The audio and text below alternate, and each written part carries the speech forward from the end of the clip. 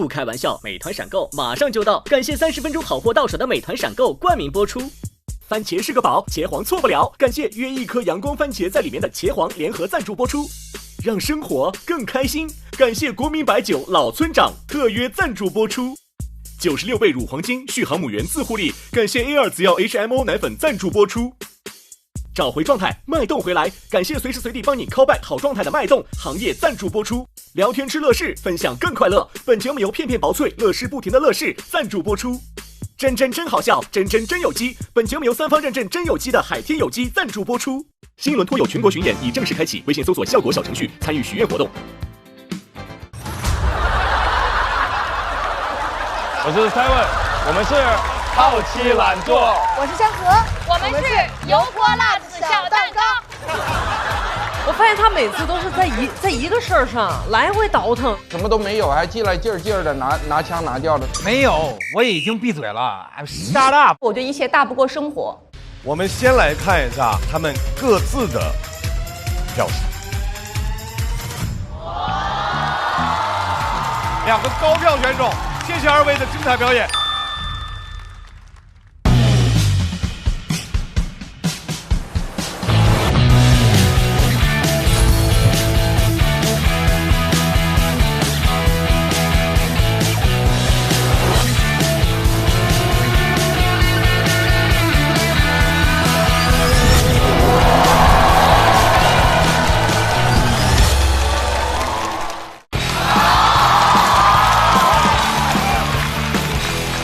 不开玩笑，美团闪购马上就到，感谢快了不止一点点的下一代购物方式美团闪购冠名播出。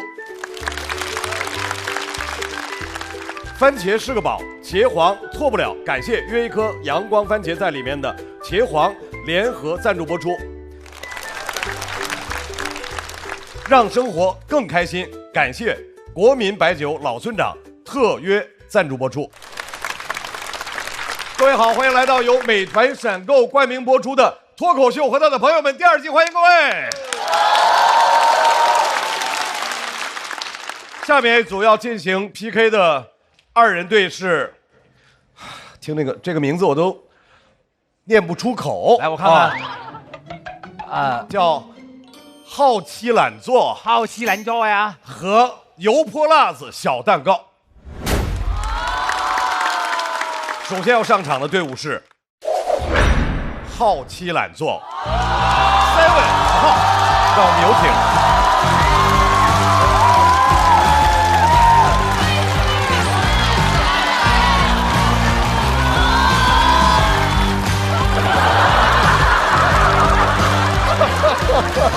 什么呀？牛马是这个。大家好，我子浩，我是 Seven， 我们是好奇懒做。我们的口号是名字只是为了谐音，其实还挺努力的。谢谢。接下来要出场的队伍是油泼辣子小蛋糕，掌声欢迎山河步惊云。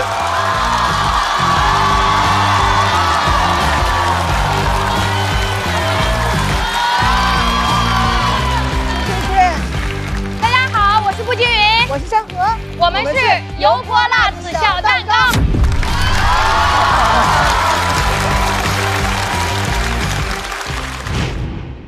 不明显吗？我是小蛋糕呀。对我油泼辣子，我多辣呀！我这攻击性多强呀！对我现在这多柔和呀！这看不出来吗？这还用问吗？是成为好朋友的第几年？0年，还不是好朋友呢。不好笑啊！对不起，上当了。好朋友第几年？好朋友的界限是从哪里开始说？一起骂人，一起骂人哈。我觉得我们俩经常就是在后台一个眼神，我知道布姐在骂人。对，这个点真的太好玩了。对，心有灵犀的感觉，我觉得同频共振很难得。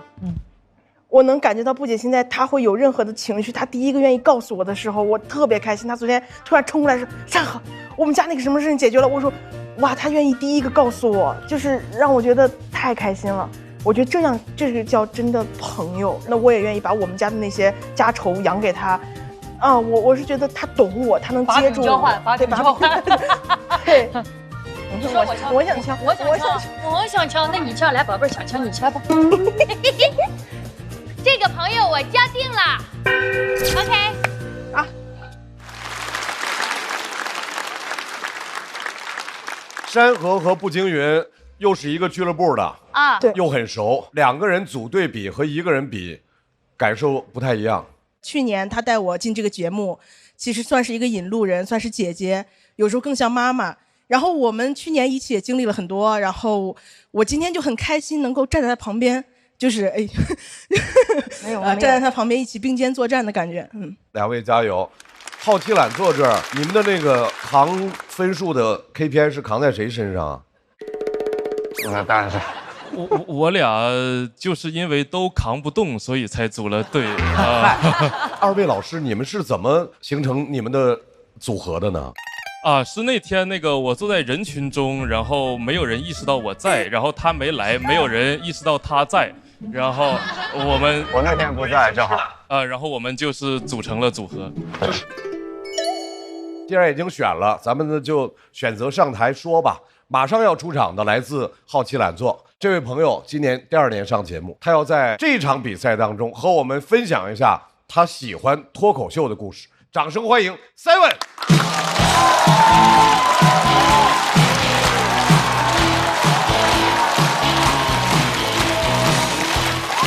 大家好，我是 Seven。很喜欢演脱口秀，只有一个人站在舞台上，像个主角。我平时在生活里很不像主角，我就是那种公司的普通职员，长相常见，非常大众。你们坐13号线去张江，地铁车厢里有一半人长我这样。我今年新认识的朋友火锅，在云南边境当了10几年的警察，第一面见我时候非常激动，跟我说：“Seven，你太适合当便衣了。”我不想去，我都不是怕卧底的时候敌人发现我，我是怕组织忘了我。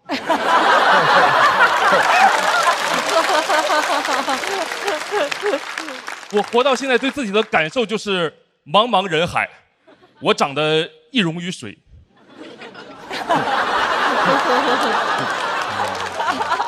我这挺苦恼自己长相太平常这个事儿的，尤其是去外地演出的时候，每一次进剧院都会被工作人员当成观众拦住。我说我不是观众，他说黄牛也不让进。长得普通就算了，我也不太会穿搭。我之前新认识的朋友，他们对我穿衣服的评价都不是我穿衣服丑，是我穿衣服老。我还问了他们什么是穿衣服老，他们跟我说穿衣服老就是说你穿的是不符合你这个年龄段的丑。哇，这他妈损呀！我说什么意思？他说就是说你本来应该是那种20多岁丑，但是你现在穿就是那种40多岁的丑。我还跟人出梗呢，我说那是加倍的丑吗？他说是差辈的丑。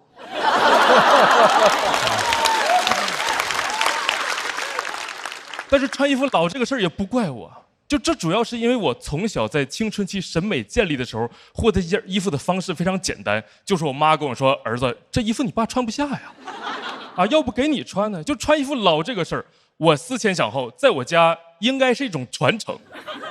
因为我有次和家里人一起出门去买菜，那个卖菜大姨瞅瞅我，瞅瞅旁边跟我说：“小伙儿，你这个衣服穿的跟你爷是真像啊！”那个是我爸。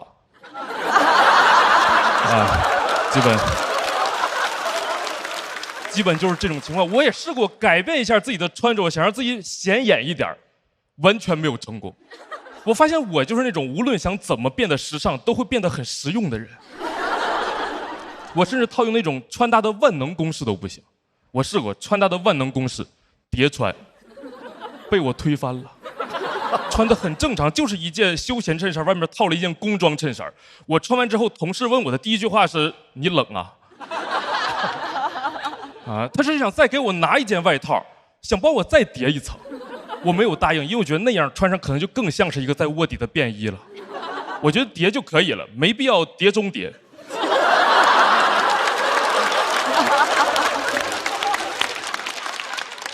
因为这些我很少被人夸有个性，大家一般对我的评价都是踏实、可靠。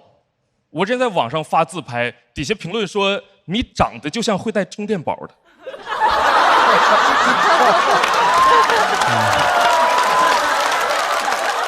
我很讨厌这些刻板印象，因为他们说的都对。他们都不是说我心里了，他们说我兜里了。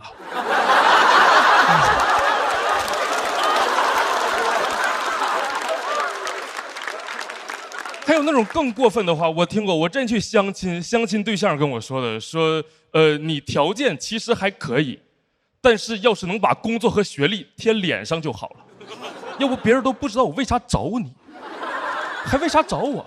我都不说别的，当我女朋友手机肯定有电。别人早安晚安，我2万毫安。但是说实话，朋友们，真听完这个话之后，其实有点伤心。这对于我来说是一件挺戳人、挺刺痛我自己的话，会让我觉得有一点自己的客观条件大于了人本身存在的感觉。我平时在生活里就是没什么存在感，我做脱口秀就是我想找到一些，这是我最开始的目的，但是好像也不太成功。很少有人会在 report 里写我，不是问你们要啊，那个你们今天也写不了那个。很羡慕姜子浩，他前几年很少好笑，大家还是会给他写 report， 叫他笨蛋帅哥。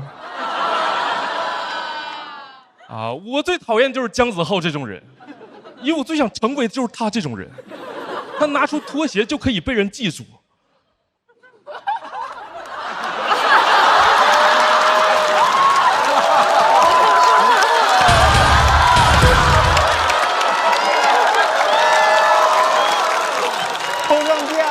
这是10万伏特，这是。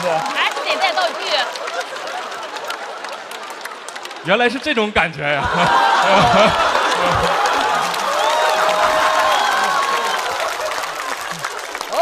早知道我带俩了。但是真的，说实话，朋友们，我挺难受这个事儿的，我真的挺难受，因为这个东西你只能使用一次。挺难受这个事儿，你还是要好好的去讲段子。我写这篇稿子的时候也很担心，忧心忡忡。朋友也在安慰我，演员的朋友用的是那种段子最后上价值和自己和解的方式。他跟我说 ，Simon， 可能生活就是这样，人群中有人负责耀眼，而有人负责组成人群。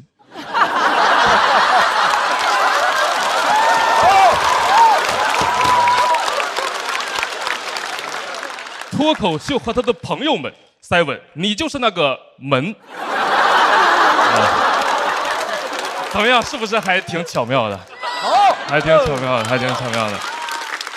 但是我今天就不特意站在台上跟自己和解了。我希望大家可以接受，就是我就是挺想被记住，我真的想要一点存在感。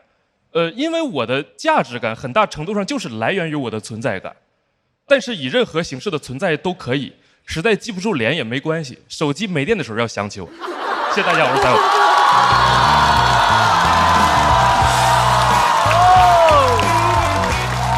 挺好，挺好，真好，280，280，270，280，这个挺好的。Simon索票倒计时。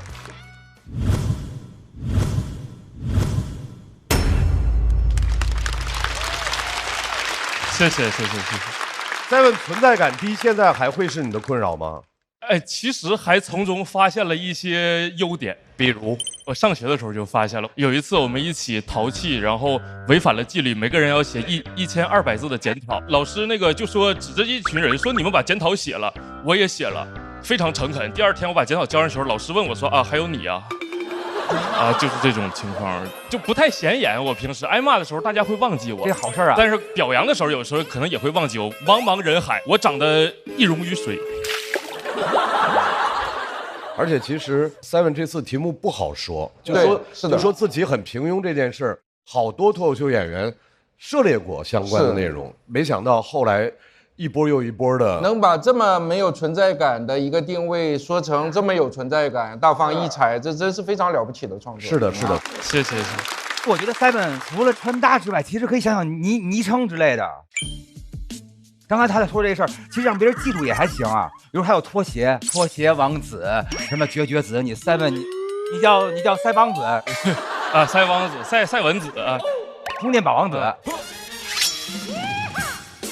这个是那个当时火锅看见我对我的判断，说塞文你看着就像会带充电宝的，还得是警察。太好玩了。我觉得很可爱，然后也非常好玩。我其实有那么一刹那觉得遇见过小猴戴了个眼镜上来了。他们俩都有点班味儿，我觉得身上班味儿，有一点班。我俩是双胞胎，其实。而且他们两个的风格也有点像，但是都是能从那个点里头找出来自个儿那点好玩的事儿哈。而且他们在表演风格上是属于稳扎稳打型。对，好像在这个舞台上，你多演，真的能够等到一场，就从这一场开始，你想进入一个新的境界，演开了，怎么演怎么都有。我觉得这很不好讲，因为它很抽象。什么叫存在感？什么叫没有存在感？很难讲。但他刚才跟我们这个互动的时候，又讲了很多的例子。就他有太多这种好玩的例子了。是因为从小到大一直都有点儿。这也是今年Seven 在第3轮的给大家带来的非常精彩的演出。谢谢。赛文的衣柜。我一般的穿搭在夏季就是那种比较标准的白 T 恤配黑短裤。我们上班的时候要穿一些有领子的衣服，简单的说就是商务便装吧。在秋冬换季的时候，我会单独穿冲锋衣的内胆。有人负责耀眼，而有人负责组成人群。那天的场面可以说是锣鼓喧天、鞭炮齐鸣、红旗招展、人山人海。你想要什么样的风格？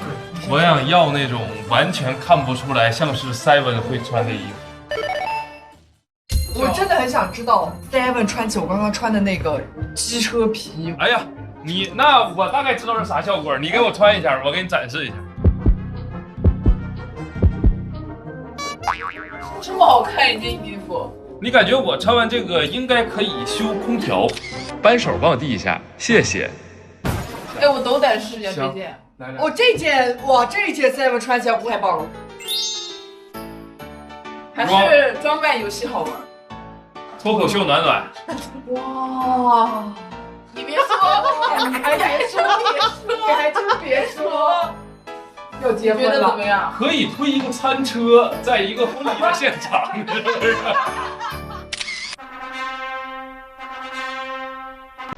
你不是衣服的问题，我刚才说的跟你说的一模一样，可以换。你穿过裙子吗？哎，可以。你需要高饱和度。好的，宝。这个吧。包你这高饱和，这领带，这是年份限定。腰带你要来一个吗？来。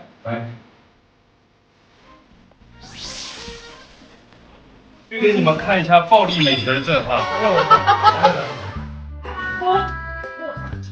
来吧，我的设计思路其实就是饱和度高，千禧年 Y2K 的那种感觉和Y2K，然后这儿你看节日限定，这一个蛇年 Snake， 真是不错。Colorful， 谢谢王老师，没事。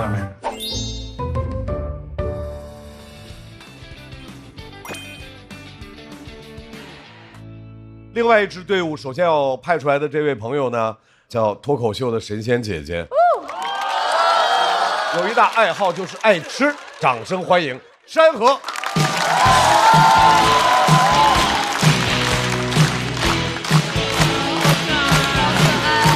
好，大家好，我是山河，你们好。哎呀，感谢大家。其实去年还是一个普通人呢，然后经过半年多的时间，突然就被这么多人喜欢关注，真的挺开心的。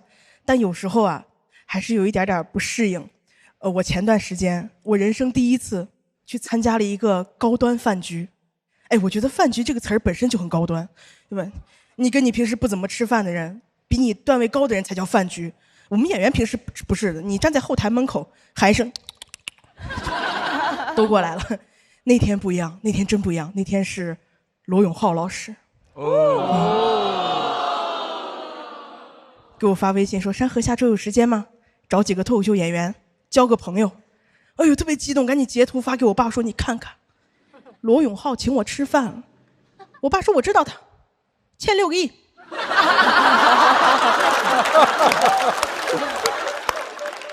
找你借钱呢。我说没有，人家早就还完了，人家现在直播间交个朋友。我爸说借钱的时候都说交个朋友，无所谓，解释不通。我真的很重视这个饭局，还在上海嘛，我要先从西安飞到上海，在上海最北边，我要从最南边到最北边，我特意打车去的。上海打车很贵的，我没有打特惠快车，我打专车去的。哇，我觉得骆老师配。哎，这是骂人的配。真的，我平时是一个很讨厌跟司机聊天的人，也不怎么打车。我那天不知道怎么了，我的虚荣心上来，我就期待那个司机正开着车，突然转过来说：“哦呦，小姑娘是来上海旅游的吧？”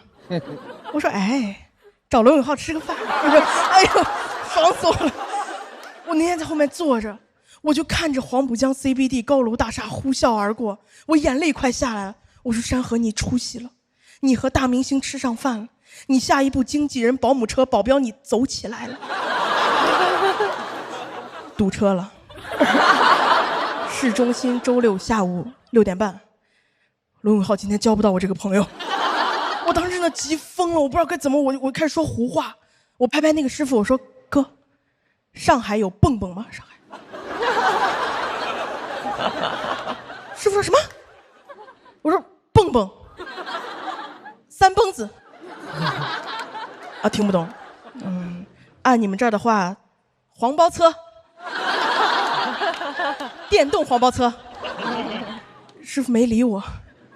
那一瞬间不喜欢上海了，太不发达了，没有蹦蹦，我爱蹦蹦。真的。蹦蹦之所以叫蹦蹦，就是你明明是坐着的，你就是在蹦。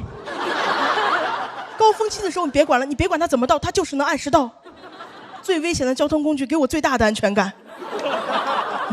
哎，我那天做了一件我现在半夜想起来想扇我自己的事儿，我给罗老师发了个微信，我说：“罗老师，我可能要迟到，要不你也晚点到吧。”我不到我也不允许别人到。反正那天我迟到了1个半小时。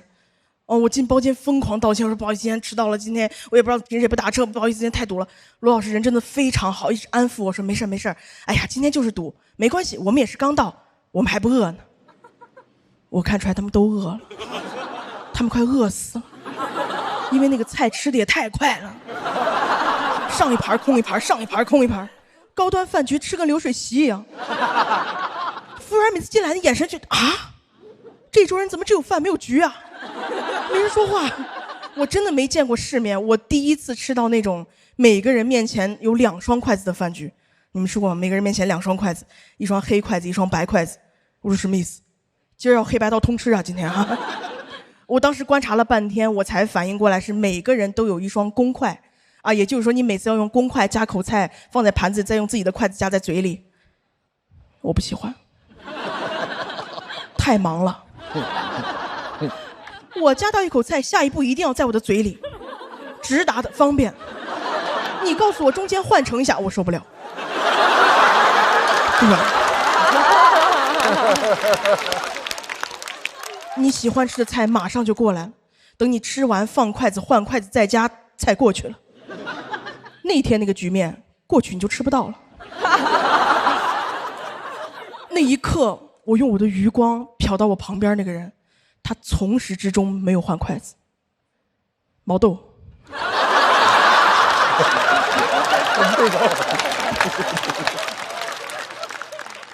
他在我的上游。他不换筷子，我换筷子有意义吗？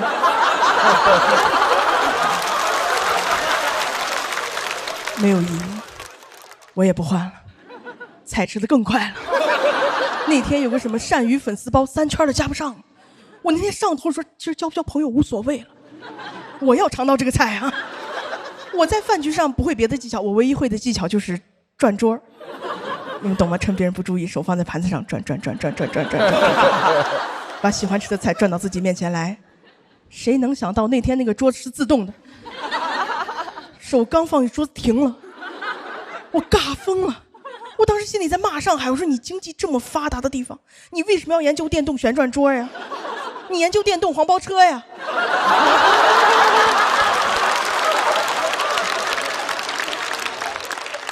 转到我这儿，好不容易我搞了几口汤汤水水放在盘子里，刚要吃，服务员进来了，说啊，女士您好，看咱们这个盘子里有残羹啊，给您换一个干净的盘子吧。我这叫残羹吗？这是我的遗憾。不用给我干净的盘子，给我块馍，我把这个汤一吸，哎，就干净了。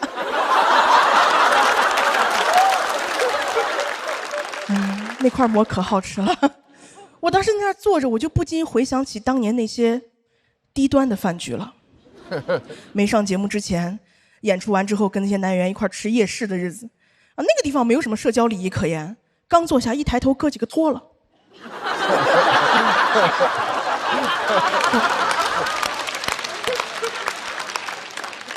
给我吓一跳啊！两只眼睛跟三个肚脐眼对视。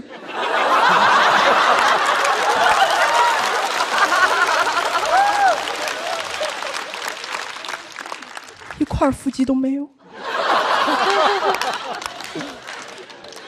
我说这是哪一出啊？肚子消消乐。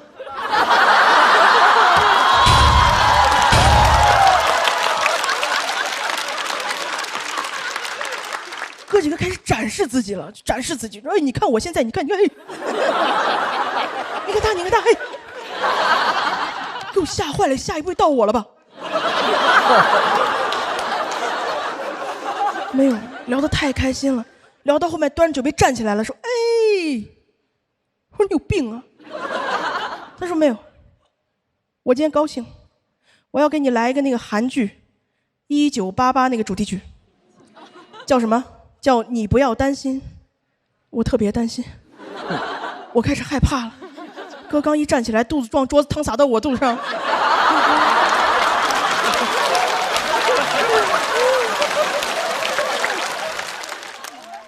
拍着自己的乐器，哎，哎，他不会韩语，硬 A， A 6遍，一个接给我使眼色，让我给他起个头。我说啊，可得哟，阿姆考藏哈吉马拉哟。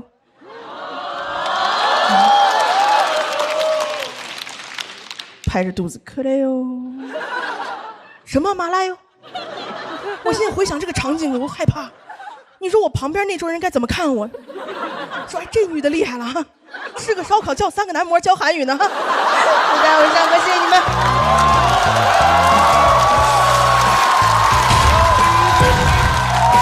哇，厉害厉害厉害！长这种事儿。山河锁票倒计时。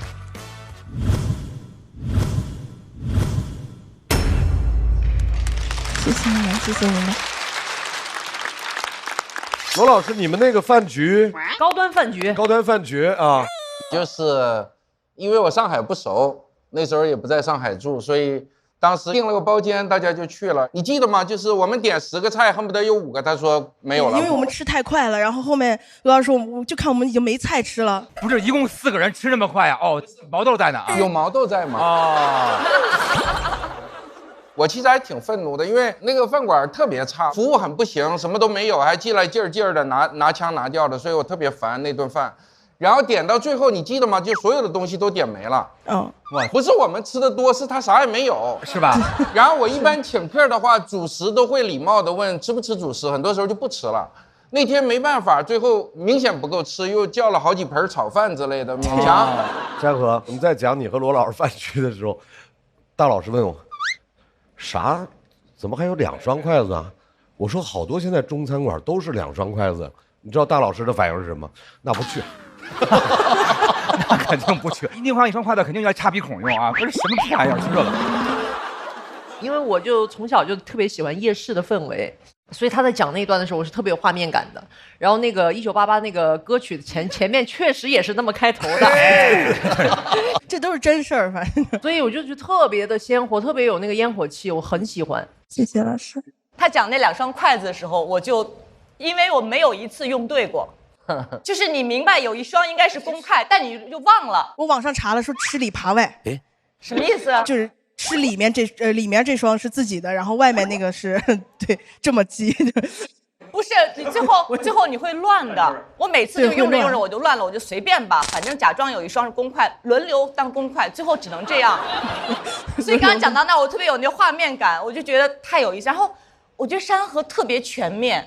他的文本太棒了，前面是罗老师那个饭局，然后后来是那个夜市，那几位大哥，我们俩都在那个拍的，因为那画面感就是能想象。因为他每一到那段的时候，一句一梗，一句一梗，最后就让你崩溃，不得不拍了。对。对，所以然后他无敌的这种亲和力和舞台的这种魅力，我觉得太棒了。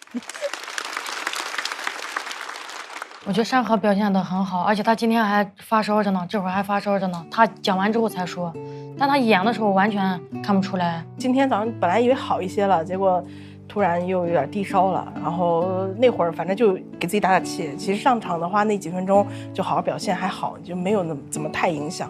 山河从去年开始，他比赛真的是练出来了，因为他去年新人一下就打到总决赛，然后今年在讲。我感觉他敢攻击了，这一点我非常欣慰。从第1轮开始，吐槽那个马桶，然后去吐槽一些东西，他敢去点破他了。我觉得就是他勇敢了，我觉得看到他的勇敢让我非常激动。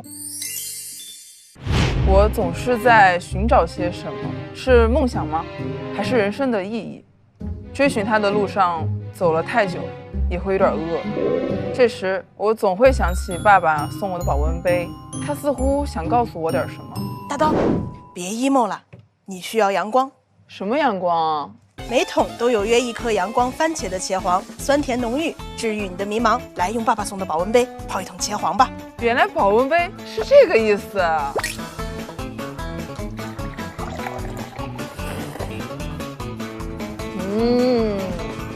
番茄是个宝，茄黄错不了。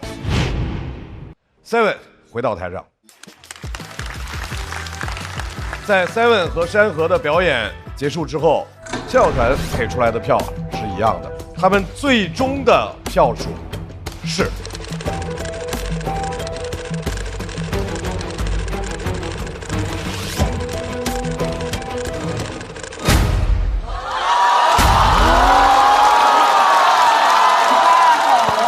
太牛了，可以更好了。非常接近的票数。2位回到等候区，等你们的队友比完之后，我们再看队伍的总成绩。怎么这么厉害呀？好，你先坐个。好奇懒做当中，另外一位好朋友，前些年靠颜值，今年凭实力，掌声欢迎子浩。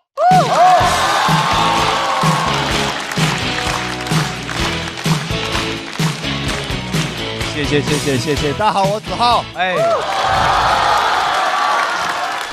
谢谢，我知道的，都是我应该做的啊。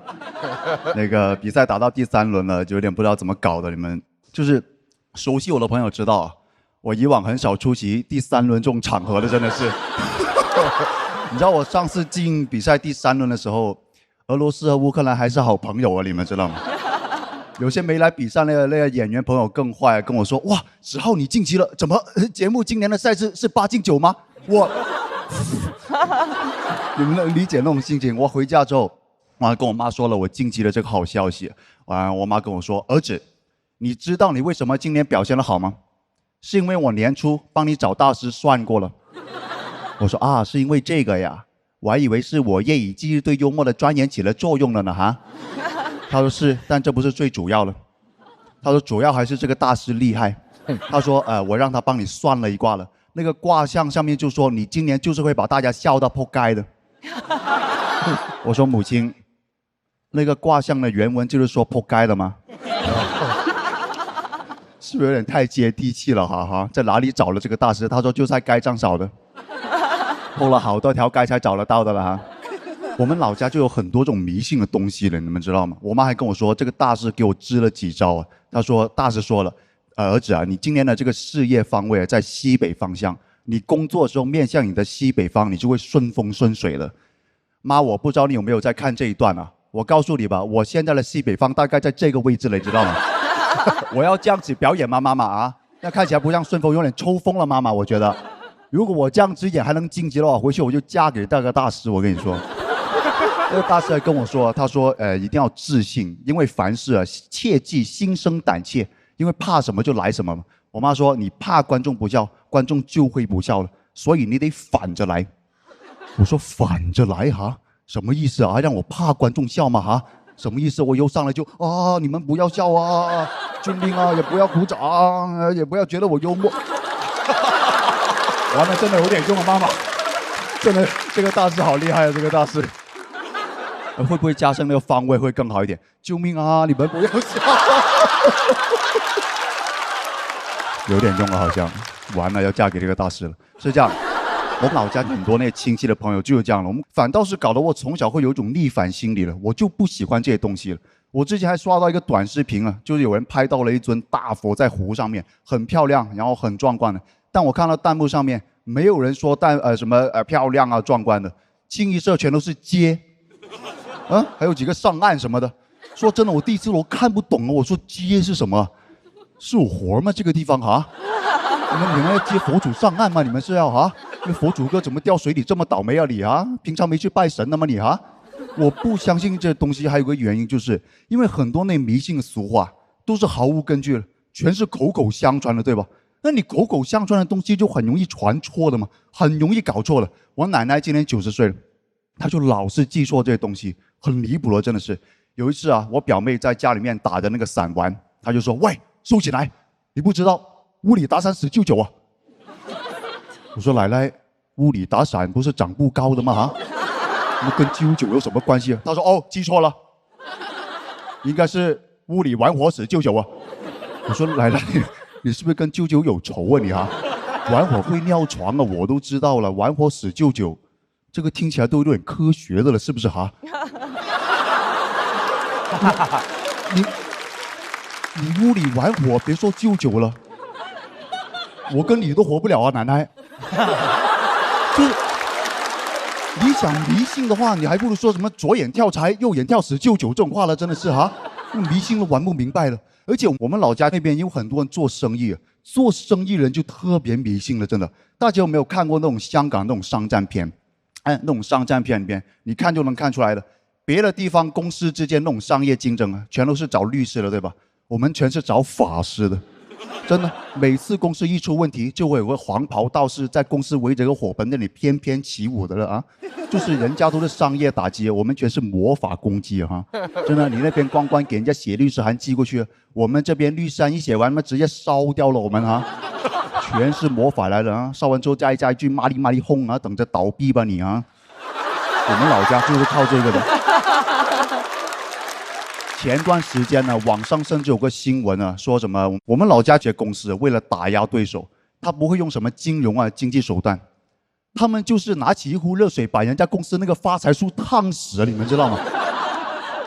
就是这么魔法了，烫死我跟他说多喝热水吧，你知道吗？啊，哎，我发现我们老家就玩虚了，真的是，就是其实很高明的人们想想，你烫完之后，你证据都找不到了，对不对啊？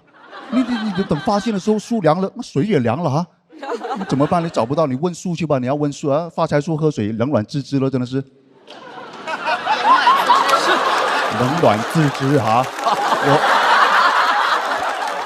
很惋惜居啊。我有时候不知道你们在笑哪个地方了，真的是。不是，等一下，我本来这个地方有一个很巧妙的接上面一个段子的一个大梗来的。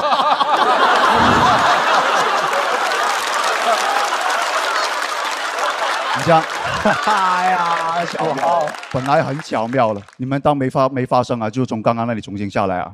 好，发财树，完了啊！等一下。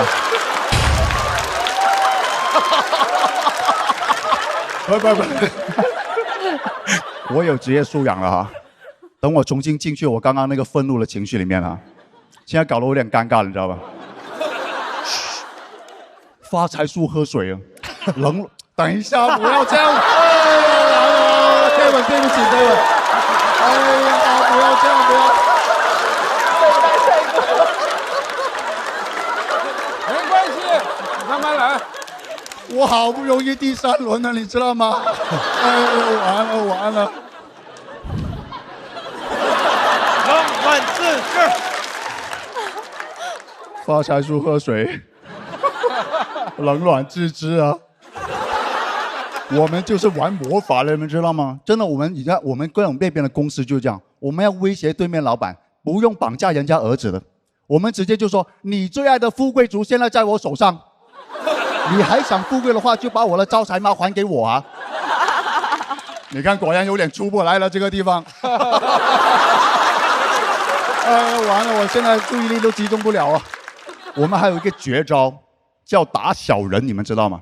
真的，我老家有个绝招，就叫打小人，就是把你仇人的那个名字写在一张小人纸上面，拿着一个拖鞋打，就是对，跟打蟑螂是一个道理的，真的。打的时候念一套那种押韵的词就可以了，很幼稚，像小学生一样，就是打你的小人头啊，让你赔钱又卖楼啊，就真的。打你的小人手，让你左眼跳10就9，反正只要押韵，它就有法力了，真的。你们知道吗？最近这段时间，其他演员不敢得罪我了，因为他们的真名我全都知道，你知道吗？谁敢淘汰我，我就会去打他，好像说啊，打他的小人手，让他第3轮就走那种啊。没有，开玩笑了，没有这种法力了我。有的话，这个节目组早就让我去打对面那个节目。开玩笑，不接哈，不接。我从小就在这种环境下长大，你想一想，耳濡目染这些东西。其实每年呢，你说就每年我来节目，我妈其实都有找那种大师给我算的。那个大师也是每年都说，哇，子浩要飞黄腾达了，今年是第1名啊什么的啊。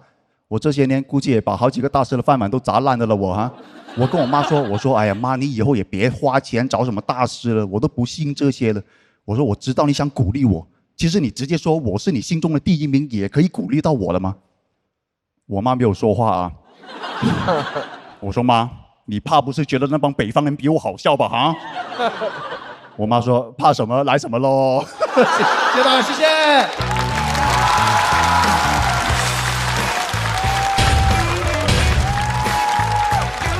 一种社会感，社会感的好笑。来，锁票倒计时开始。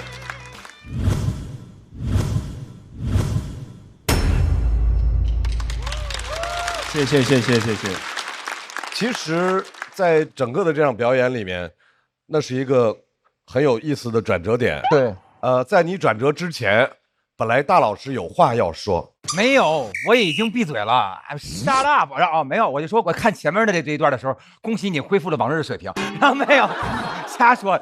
然后后边我觉得特别可爱。然后就是自个儿，你是设计好的，还是说就是在没有设计？越旧越好，没有人越旧越好啊！越旧越好，越来越可爱了，是吗？对，特别可爱啊！我觉得刚才那些出岔的那些，如果全保留。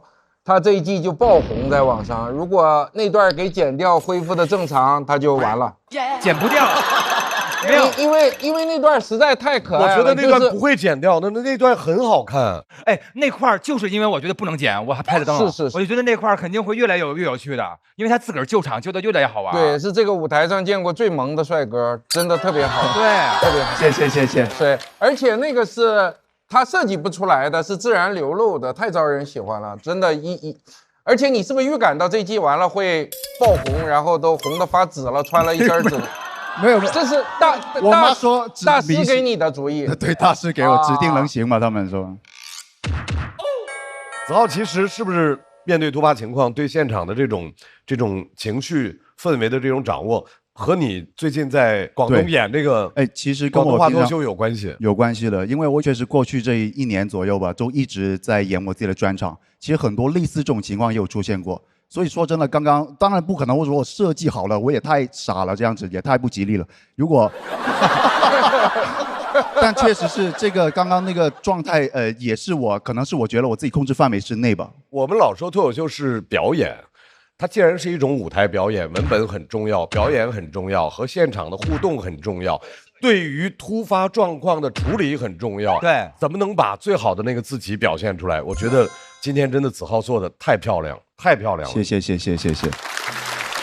这个就是放手一搏，当下那一下的那个反应，也是我这些年积累下来的一个即时的反应，非常好，我觉得很开心啊！现场，等一下不要这样，哎呀完了！那是真正轻松，真正无关什么比不比赛，大家就突然放轻松下来，就那一下就真正大家玩到一块了，就，对啊。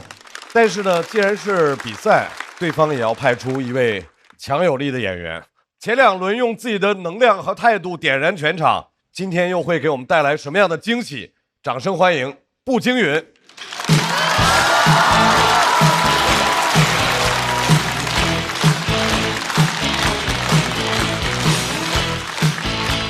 Hello， 大家好，我是步惊云，你们好。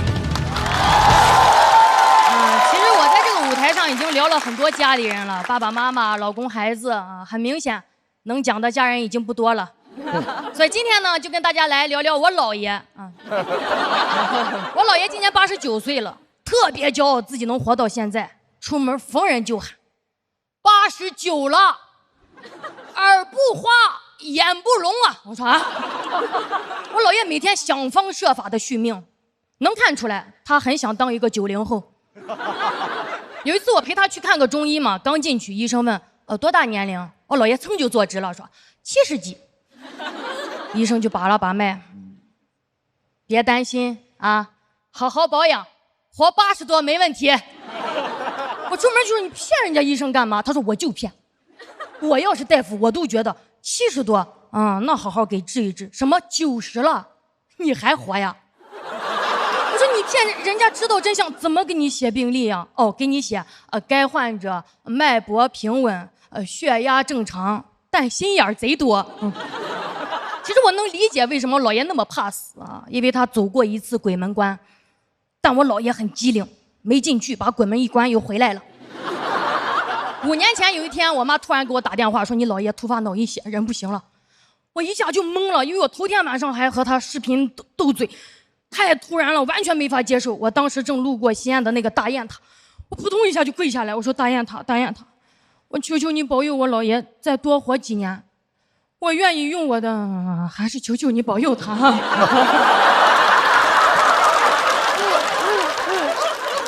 等我赶到医院那个抢救室的时候，家里的亲戚孩子都围在我姥爷的病床边，所有人一边流泪一边等。那一刻感觉我姥爷压力好大呀。我看见他睁开眼睛看了一圈，赶紧又闭上。他会不会想，哎呀，这气氛烘托的，我是不是再不走有点没礼貌了啊？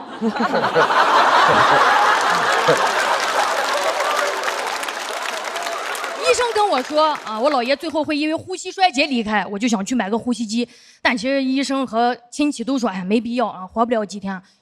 哎呀，我当时就不想给自己留遗憾嘛，情绪特别崩溃，冲到那个店里说，我要呼吸机。那个销售说啊，呼吸机啊。有8000的，还有4万的，你要哪一款？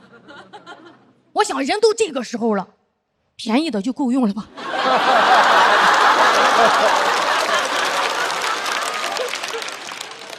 嘴快，问了一句啊，那这2个区别在哪儿呀？销售看了一眼我哭肿的脸，说啊，4万的戴着舒服吗？人不遭罪呀。他这话一说，我就断定他是销冠。这句话太戳我了，我不想让我姥爷遭着罪走，我更不可能说就拿便宜的。什么遭罪？谁活着不遭罪呀？啊！他看我还在那纠结，说啊，4万的这款啊是全进口机芯，可以用5年呢。我说用不了那么久，我再想想哈。我走出去，坐在外面那个台阶上，不知道为啥脑子就跟过电影一样，想起小时候都是我姥爷骑个自行车接送我上下学。我高中的时候早恋，跟男同学偷偷拉手，被我姥爷抓到，他疯狂的去追那个逃跑的男同学。他当时跑那么快都不需要呼吸机。想到这儿，我转身就回到那个店里，我说拿这个贵的吧。他说啊，美女，这款加500可以延长质保。我说用不上。家里把办丧事的一切准备到位，连坑都挖好了。黑白事的乐队随时准备演出，但因主咖不来，只能取消。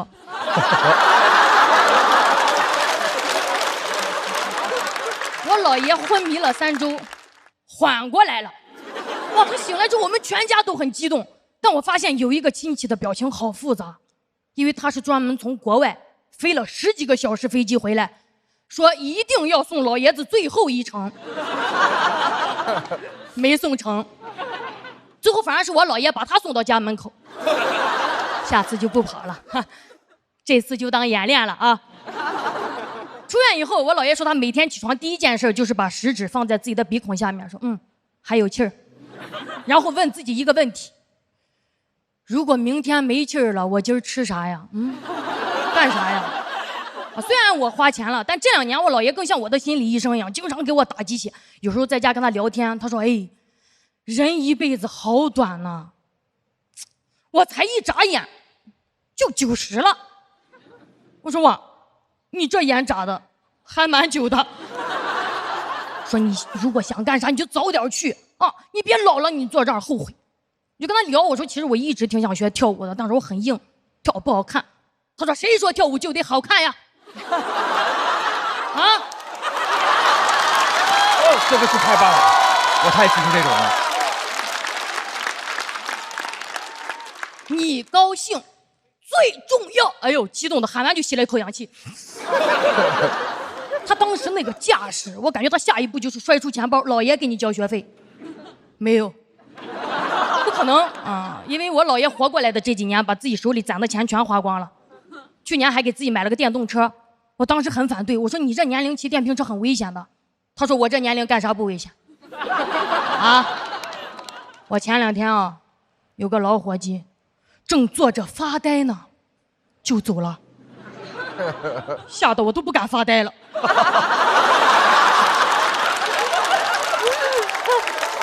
要是拿来我骑电瓶车，黑白无常还追不上我。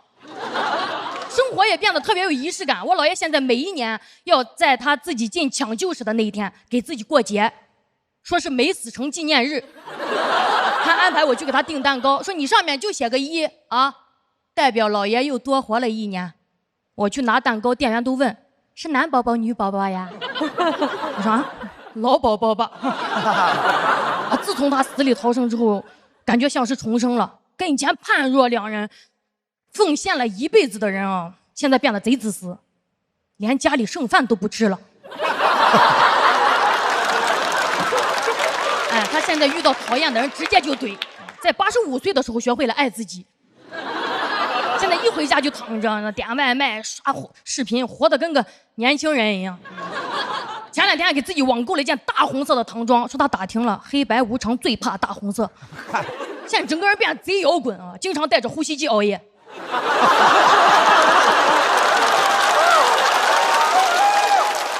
感觉我姥爷都酷到可以回答那个问题了。我死过，你死过吗？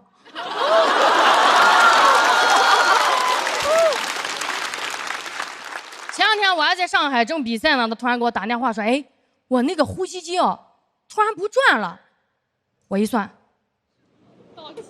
到期了。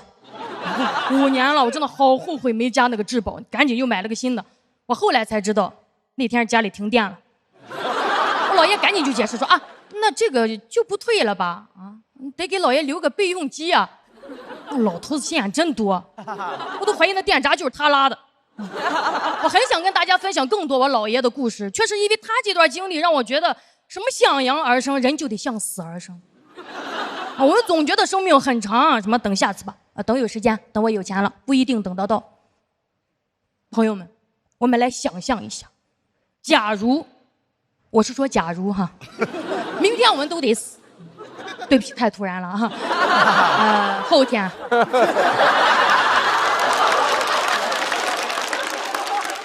想一想，啥事儿想干还没干，啥人想见还没见，现在就去 ，Go Go Go！ 你管别人怎么看，向死而生，活到发疯吧，朋友们！谢谢你们，谢谢老爷。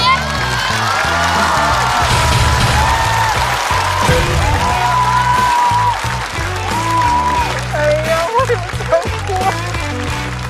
哭？步惊云锁票倒计时。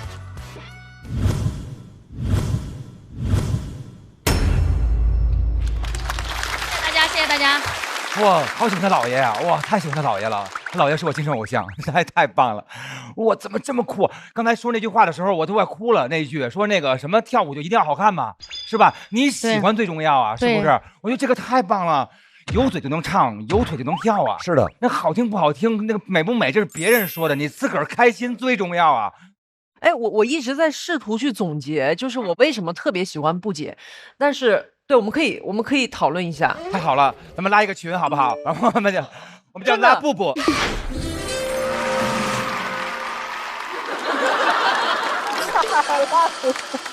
我的意思就是说，真的，因为他有一股那种特别有生命力的，就是那种突然给你一下，你觉得哇塞，太对了，就你感觉。在听他说这句话之前，你的世界是黑的，然后到他一说那句话，啪，天亮了，你知道吗？就是那种。我觉得那个春春这是一个特别好的提议，就是我们来总结一下他的规律哈。第一，你刚才说的特别好，他的舞台表演特别有生命力，对，有一种精神状态，但是他讲的内容是非常生活的。就是因为向死而生才是真正的生命力。是的，因为你知道这个东西终会失去，所以你才会特别的珍惜它，特别的爱它，然后就那个感觉就特别的美。我上一次听到这样的问题还是假如只有3天光明，现在只剩2天生命了，太害怕了。哇，那很开心啊！有生以来还能感受到世界末日，哇，这是一件多么美的事儿啊！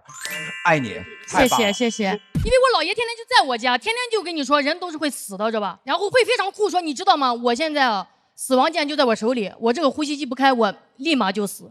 但他每天都开，就是他会那种时刻会让我感觉到，对呀，大家都会死，你在乎那些干嘛呀？你在乎这些，让我通透了很多吧，老爷。其实，这就是刚才那个 Seven 说这个，比如说大家老觉得一个事情活在普通里头是一件很憋屈的事儿，但是就算你的才华非常横溢，然后所有人都喜欢你，那你就活在了每天被别人认可的那个惯性里，然后你就特别怕，万一他们不喜欢我怎么办？那依然活得很不开心，所以就要活得很像我自己。对，这个歌我想唱就唱，好听不好听，我觉得对就对了。我觉得那个精神真的是特别美的存在，爱你老爷，爱你。啊，谢谢大老师。老爷说的对，没那么多时间让我们等了。噔噔噔噔，你好，您的美团闪购，今天的快乐今天就要。我特别喜欢步惊云，一直都是气势特别足。他像很多脱口秀演员是那种蔫儿的，或者是特损的，或者怎么样。像他这种气势特别足，像脱口秀演员里的摇滚歌手这种，是其实是比较少见的。然后他也并没有特别故意的努着，那个气势是天然的，对。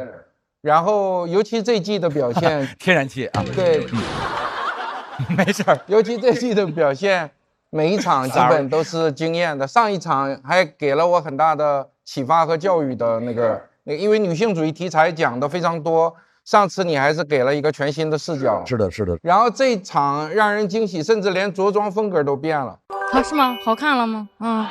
上来的时候就有那个气势，所以就感觉所有的一切都是对的，对。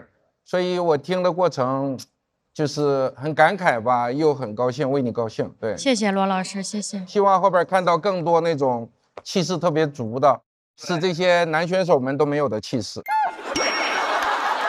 哎，罗老师，我多问一句，谁是特损的？你？哎，对，别问了，自己挖坑自己跳，你说是怎么回事？你别解读了。I'm sorry 啊。我觉得步惊云这段讲生死是我听到过就是关于生死最好的2个段子之一。另外一个是我特别喜欢那个伍迪·艾伦在《安妮·霍尔》最开始的开场，他有一段就是独白，就讲那个生死。他就说2个老妇人抱怨，一个人说那个餐厅特别难吃，然后那人说对，给的量还那么少。这就是我们对于人生的看法，就人生那么多糟心的事儿，但还那么短，那是我听过最好的一个表达。然后第2最好的表达就是步惊云这一段。然后刚才说到春春，就问我们为什么那么喜欢步惊云。对我来说，他是我见过的最有能量的人，没有之一。然后这个舞台上，我们可能会尊重什么技巧啊、知识啊，但是我觉得一切大不过生活。然后他的生活是最鲜活接地气的，然后他本身又是一个散发能量、一光彩的一个人。还有这个舞台最能看到人的成长，就步惊云这几届，你能够看到一个女性特别清晰的一个成长那个弧光，这个就特别美好。所以每次她一讲，你就有那种又笑然后又被感动，就是浑身毛孔都张开感觉，特别好。感谢，谢谢4个老师，谢谢大家。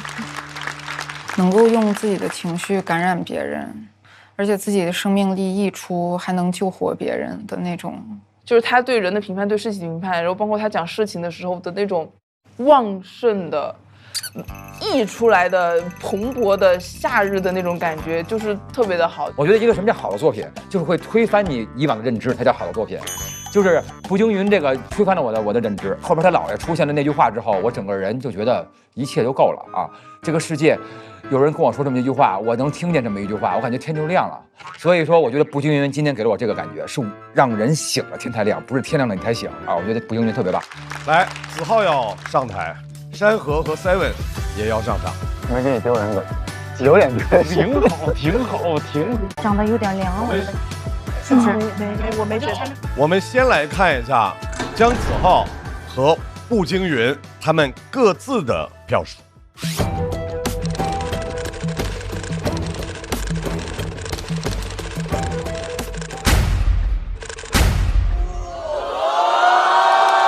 太低了哥！我们恭喜步惊云和山河进入到下一赛段，Seven和子浩要进入到待定区了。这趴稿子是我非常喜欢的一篇，甚至是我参加节目以来的自己比较想讲的内容前3名。但是可能观众还是对死亡话题没有那么接受，包括哪怕是这个结局是好的，大家还是会紧张。但我挺满意我今天自己的表现，我需要把脱口秀的边界再打开一点，而且老演员了，我不想在自己的舒适区，本来就没有舒适区，我没有舒适区，我就今天就想讲很多话题吧。最近也是姥爷的90，对，我姥爷马上过90岁生日，我又想讲这个话题。马上就要进入到的是本赛段最后要对决的2支队伍，爆梗小区和似乎是冠军。我们首先要上场的队伍来自爆梗小区，有请下一组2人组贾浩和广智。第一个嘛，第一个，我们想看第一个。大家想看就这个吧。这玩意儿，这玩意儿，来吧。要这样是吧？这玩意儿有啥好看的？这玩意儿。好，认证。好了是吧？看完就站开了，他俩3天不会再说话了。2位老师怎么组到一队的？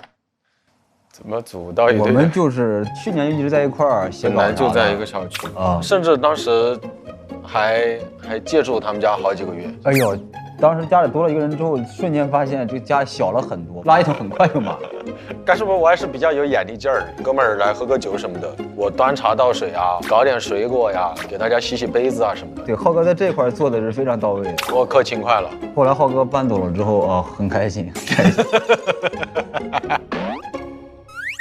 就有一次在他家住，2个人就分享自己的童年啊、生活呀，彼此倾诉了很多你不跟别人说的事情。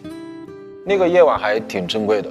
还有浩哥，就是那回就是正好我妈也在上海哦，叔叔阿姨妈也在，叔叔阿姨也来上海玩，还有齐墨他爸也在，也刚好也来上海，就是他那个局在齐墨他们家，然后大人就打麻将嘛，然后我们就玩游戏，我们在旁边就陪他们，又玩游戏又陪他们，就感觉这有点像那种初中、高中的发小才有可能有的经历。对对对，主要是我们在一块儿之后，会让他们更放心，就是说啊，原来自己小孩在上海是有很多朋友的。对对对对对。就因为那次之后，反正我感觉就是爸妈对咱们在外边一个人生活放心了很多。我觉得那一刻挺好。哎，那个还真是。有请广智、贾浩。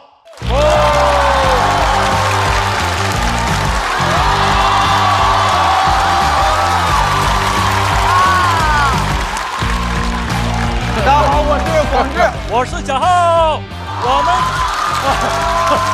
我们的队名是爆梗小区。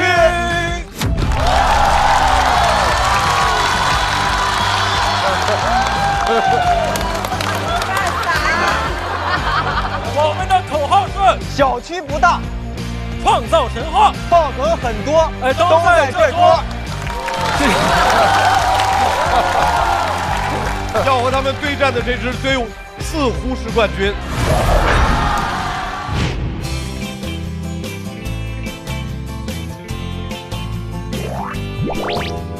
一起敲锣吧，一起敲，交定了，交定了，好，好。哥哥，上一次跟男生牵手是什么时候啊？幼儿园吧，可能是。我懂事了之后就没有了。那刚刚是有什么感受呢？没啥感受，就拍照嘛，啊，逢场作戏啊，那咋办呢？两位为什么会组队？好多老朋友其实大家非常熟悉，然后整个的创作方法、创作套路，其实大家彼此都了解。我觉得还是正好有这个机会，就交一些新朋友。今年就已经算是非常大的一个收获了。因为很欣赏他呀。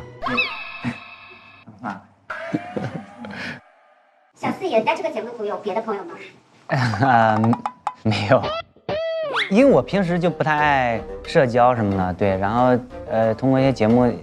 也算是熟悉了一些朋友，比如说韩大狗、Seven 什么的，对，还有季夜。他们是算得上你的朋友吗？哎，这个这个能播吗？这个不能犹豫啊！你犹豫了就不能播了。因为我平时其实也不太喜欢交朋友，对不对？因为还得跟朋友出去吃饭，还得花钱。对，一天一顿饭呢。对呀，交朋友挺贵的。生活中遇到一些困难什么的，感觉我自己就可以应对啊。对，就是没有必要刻意去交朋友什么的啊。对，就比如我跟呼兰哥，其实也没有必要非得成为朋友，对吧？没有必要非得成为朋友，对吧？对，就是可以先尝试成为段子伙伴什么的，对吧？对。呼兰哥是什么星座？我是狮子。我也是狮子。哎，对，我是8月，对吧？那我是7月份的尾巴啊。对啊，那正好。但是我不信星座。我不信星座。我也不信。呼兰哥有可能成为你的朋友吗？肯定是有机会啊！我加油，我努力，我争取5天之内成为小四爷的朋友，剩下的5天让小四爷帮我写稿，甘愿付出。行，那我1天就能写出来。掌声欢迎小四爷呼兰。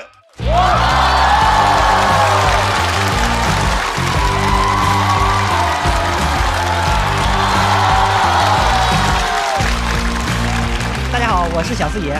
大家好，我是呼兰，我们是似乎是冠军。我们的口号是：不是似乎就是冠军。太厉害了！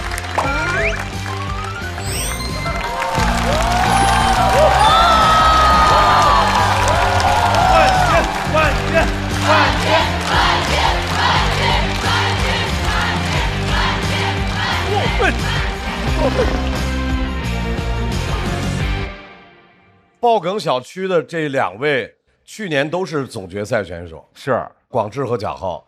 广智为什么要选和小四爷对战？因为他们都说小四爷跟我风格特别的像啊，然后我也特别喜欢他，也特别喜欢他这个风格，所以大家都说像嘛，我觉得就是我们可以 PK 一下，风格比较接近，就想感受一下碾压的感觉是。他其实就是之前票数也挺高的，然后是我们就想选一组强的，就选了他们啊。贾浩要挑战的是呼兰，我也不想。这位美妆博主怎么回事啊？就是赶上了是吧？赶上这个，我前天晚上就已经开始焦虑，睡不着觉了。但我觉得跟强的打能让你变得更强，节目也会更好看，所以非常期待接下来我们这次的对局。如果我们这个说的话，希望呼兰哥能够搬到我们爆梗小区啊。另外的那个队伍也特别好啊。小四爷，你打到最后，你现在没有压力，对不对？无所谓了。也不是吧，也要考虑到队友的这个荣誉哈。呼兰打到现在有没有压力？有，小四爷还特别好啊。然后我们其实是被选的那一个组啊，然后我们就被动应战啊。但小四爷也想了一句狠话，是我们争取把爆梗小区打成小梗小区。有梗就行，有梗就行。好，来吧，朋友们，直接开打吧。来吧。首先要出战的是爆梗小区，我们大家非常熟悉的朋友，但是听说最近他的生活又有了一些新变化，掌声欢迎广智。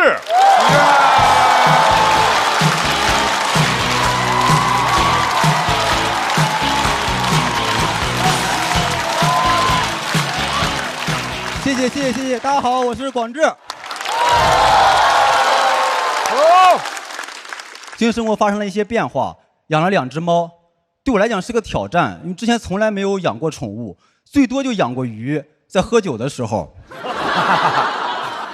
养猫呢，是因为生活中我是一个很安静的人，想家里热闹一点，在宠物店遇到了2只蓝猫，一只特别活泼，会跟人互动，另外一只很安静，蜷缩在角落里。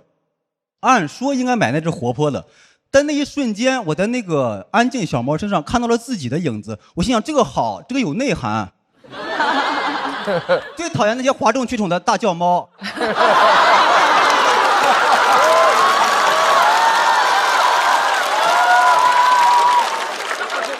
选了这只安静的，同时呢，又另外选了一只跟自己完全不像的，也就是一只非常好看的。那2个猫刚接回家的时候，特别的依赖我，睡在我身边，蹭我、舔我，甚至产生了分离焦虑。我一出去就挠门、挠沙发，我当时特别担心房东知道。上网搜说猫咪有这种行为，就是把你当成妈妈了。说实话，这个身份我是真的没有做好准备，很慌，以前没有当过妈妈。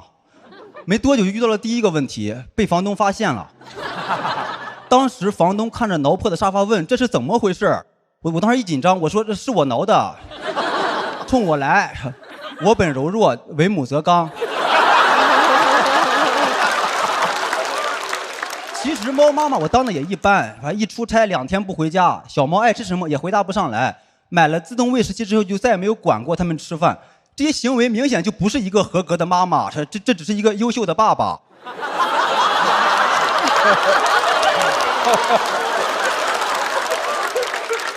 小猫呢，它确实会把你当成家长。在猫咪的视角里，你每次出门，它都以为你是打猎去了，它不知道你打工去了。好处是，就算你出去玩了一整天，它也以为你打猎去了，以为你在外边当了1天猎人。其实有3把是平民。在摸清猫咪的心理之后呢，我现在每次回家都扮演打猎归来。我说咪咪，看看爸爸今天逮到了什么？一只凶猛的野生猫罐头。爸爸路过猫罐头的巢穴，一点都没有害怕，唯一一个害怕的是个进口猫罐头。它战斗力太强了，像狮子一样会大开口。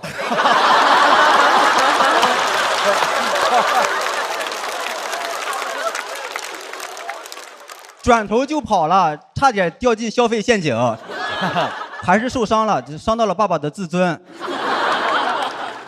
还有一种当爸爸的感觉是，我发现2胎家庭很难不偏心，因为他们的颜值有差距。朋友们去我家玩，从介绍中就能听出来我偏谁。我这只小猫是金渐层，特别听话，会自己找地方上厕所，很聪明。另外一只4个半月。4个半月呢是大猫，小猫是3个月，就更可爱一些。我发现所有的朋友去我家玩，第一眼都只能先注意到小猫，就哇这个小猫好可爱呀，这是什么品种呀？叫什么名字呀？转头看到大猫，哎这还一只猫。没办法，人就是这样。那外边的流浪小动物，你看见好看的啊小猫啊小狗，看见那丑的啊猫啊狗都哪里来的？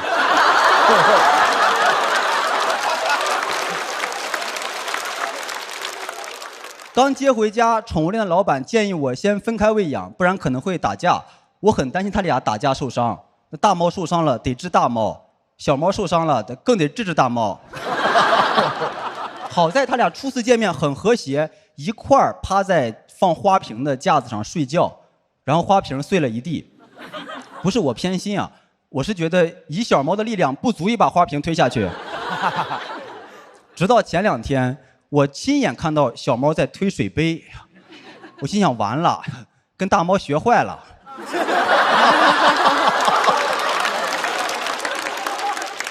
很多朋友问我说，2胎家庭1碗水端平很难吗？很难，因为那碗水你端着端着就放到了小猫的面前。大家也不要担心啊，我为什么偏爱小猫？因为他俩单独相处的时候，小猫是处在下风的，因为猫玩的是弱肉强食这一套，小猫只是颜值能打，大猫是真的能打。我买了个猫爬架，大猫一直待在最上面那一层，上面空间其实够待俩猫的，这小猫从来不上去。观察了半天，我明白了，说这一层应该是领导层。在猫界呢，你站得越高，地位也就越高。大猫确实会领导，会来事儿。作为猫老大，我不在的时候，天天待在最上边统筹全局。虽然在最上边，但每次我回家，它都还能第一个来接我。这也是它能爬上去的原因。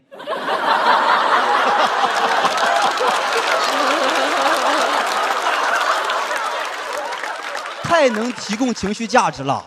我现在每次回家，它都是跑着来接我的，甚至有几次都差点滑倒。我不知道是真的还是装的。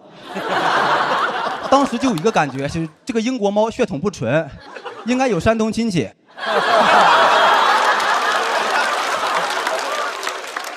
但是大猫的性格还是很好，它从来没有以大欺小、恃强凌弱过，它从来不欺负小猫，直到家里装了监控。大猫很聪明啊，监控里一叫就过来。小猫到现在都记不住自己的名字，不仅名字，现在连猫窝都被大猫给霸占了。所以他俩现在的情况是一个不知道自己叫啥，一个不知道自己姓啥。当时在监控里看着被霸占的猫窝和已经绝育的大猫，脑海中就4个字：宦官当道。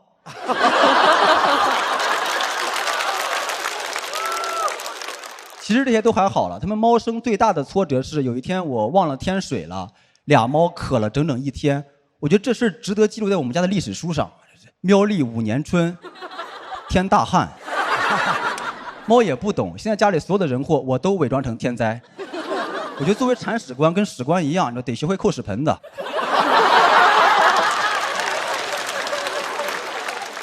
养了猫之后呢，我现在整个世界都变卡通了很多。我以前写段子老是追求深度，我现在想段子需要什么深度？这个世界上唯一需要深度的就是猫砂盆儿。谢谢大家讲这么多。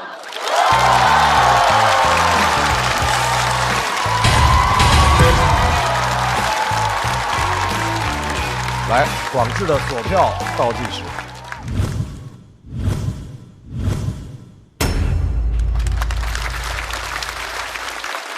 广智还是各种小细节啊，对对对，咱们主要问问，哎，您家这2只猫叫什么名啊？刚才一直没说，咪咪不可能吧？其实我在家不叫他俩的名字，他俩一个叫维恩，一个叫露露。是我当时怕他俩打架，就取了一个英雄联盟游戏里的2个角色，他俩是一个下路双人组合。咱这些解释这么多，你们听不懂，就是反正我在家不叫他俩名字，我在家叫他俩小猫。对，难怪他们俩记不住自己的名字。哎，以前我有一朋友，他养过2只猫，他们名字一个叫 Cindy， 一个叫 Judy， 因为 Judy 不去 ，Cindy 不来啊。然后呢，好笑这个。我想说，你是因为怎么了？就是说最近是想养猫了，还是说就是说心里想觉得太可爱了，想有这样的？都有，其实原因有很多种，很复杂。其中还有一部分原因是，我是一个就是我连自己都不怎么能照顾好的人。那你为什么要锻炼一下？锻炼一下。对，我想培养一下陪伴。对，需要陪伴，然后培养一下自己的责任感这种。哎，卢老师养过狗吗？没有，猫狗没养过宠物，猫狗都没养过啊，活的没有养过。但你说那个还是轻松的，能带我进入那个状态。然后，我是不是今天录制也没说什么难听的，对吧？怎么了？要开始了吗？要开始了。哎，没说难听的，就好像对于罗老师来说，这一天就不完整了。后边还有仨演员，其实那个没有，还有机会。没必要，现在就说吧。没事，就你了。其实广智这一季今天的表演是最差的一次，但是仍然是90多分，值得4灯以上。然后前边2轮你们很可惜，但后边播出的时候会知道，就是上2个都比这个还要精彩很多，是120分、130分的表演。所以我期待你后边还能回到第1、第2场那种状态。行嘞。最终你们几个冠军热门可能能打个旗鼓相当，但从感情上，我是特别希望你能拿到冠军的。哎呦，谢谢您，罗老师，我努力。因为我觉得广智肯定有排兵布阵，他这稿啊不同的层次的，后边因为要争冠军，所以把一些留到后边。这已经是最好的了，其实就证明这个舞台还是很难，他们确实还是很厉害。哎，但我觉得他今天的文本非常好。我也喜欢，他好喜欢啊。就是他以前是特别重观察，今天观察很强之外，表达也非常出彩。所以您刚才说的不够好，是表演那部分还是文本这部分？因为我印象里上一场我们4个全失态了，我怕他们再次失态，我就是。今天这场大家只是特别开心，没有到那种失控的状态。但我个人非常喜欢，虽然我因为我可能跟罗老师差不多，我是除了我以外，我们家没有任何别的活物。植物也没有吗？有一株发财树。唯一的一株发财树，不要浇开水就好。广智今天其实整个的文本，它要不断的进来出去，进来出去，这个过程还是给很多人留下了非常深刻的印象。所以，再次谢谢广智，稍微休息。我们现在要请上来的这位朋友，有问题？行。穷就一个字，他说了2次。我们看一下第3次有没有惊喜？掌声欢迎小四爷。小四爷。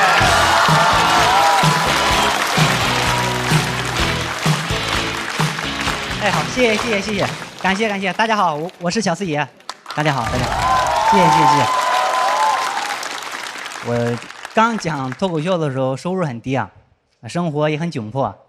有一次晚上回到家，肚子很饿啊，家里只剩一点米，还有饺子皮了，我就煮了一起吃了，感觉自己有点寒酸，那只能安慰自己，我说这吃的也没那么差呀，吃一口米，吃一口皮啊，这不是在吃烧麦吗？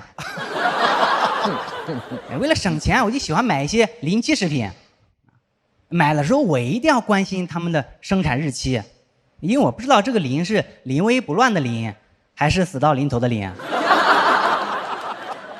甚至我之前还不小心吃过过期的东西啊，没发现味道有什么变化，但是胃肠道发现了变化，太难受了，就是一直上厕所。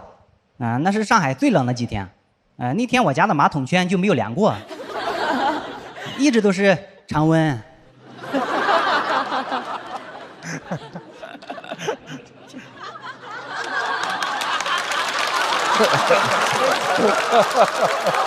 等什么？为什么呀？行，没听懂的反应快一点哈。这要听不懂，后面可能全都听不懂了哈。开玩笑，谢谢。所以我一定要看生产日期。但是你们有没有觉得，现在很多商品生产日期都挺难找的，对吗？对。哎，有些东西我刚开始找的时候，它还没过期。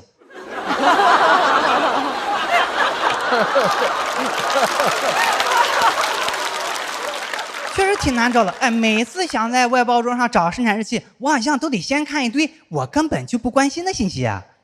比如什么商品名称、配料表，甚至还有他们公司的什么名称、地址。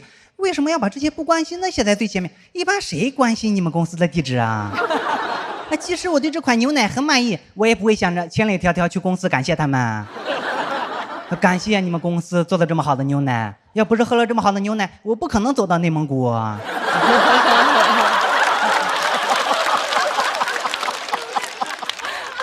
甚至还有的会在前面写着本产品采用国际惯用的杀菌技术处理，谁关心细菌是怎么死的？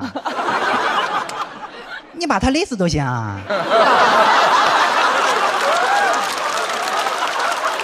好不容易看到了生产日期4个字，后面往往是句废话，见外包装。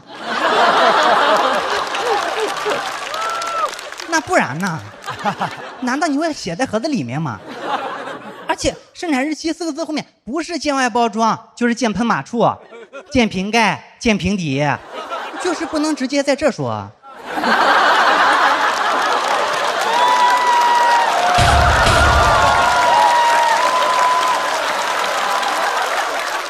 完了，浩哥，怎么？你是觉得这里不太方便啊？还想借一步说话？我最讨厌的就是见外包装这句废话，因为这意味着我可能要把外包装几个面全部仔细看一遍，才有可能找到，经常找得很满。我觉得这么写也太敷衍了，那你们还不如干脆敷衍到底，也别写生产日期见外包装了，就写生产日期有。你只写有，我一看有我就放心了。你写见外包装，那我得找，我好意思不去见见吗？还有的商品生产日期更难找，我不知道你们有没有遇到过。就比如我前2天想找一包酸菜的生产日期，他们会把生产日期的字体写得很小，而且字体颜色也很浅，但我一开始不知道，我真的费了半天劲才找到，然后我就很生气，哎，这又没有过期，为什么这么不想让我知道它的生产日期啊？是怕我给他过生日吗？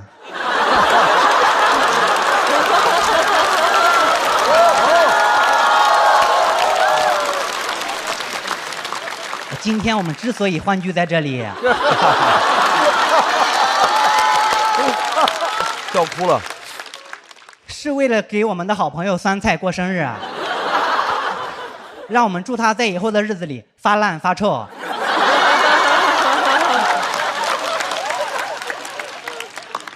这梗响了啊，说明《小时代》还没有过期啊。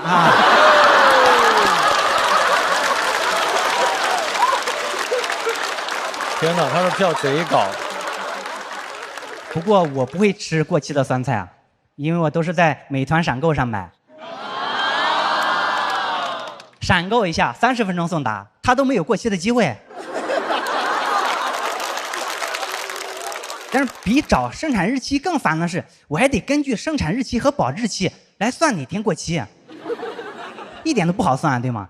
哎，有的保质期写着120天啊，这让我怎么算呀？每个月天数也不一样呀。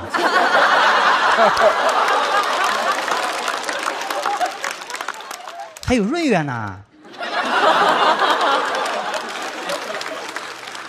难道我要一天天数吗？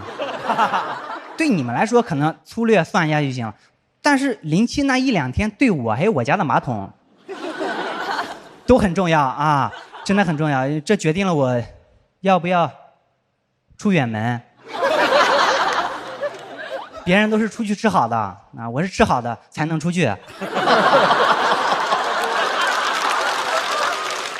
有时候还会碰到这样一种情况，就是他昨天才过期，那能不能吃呢？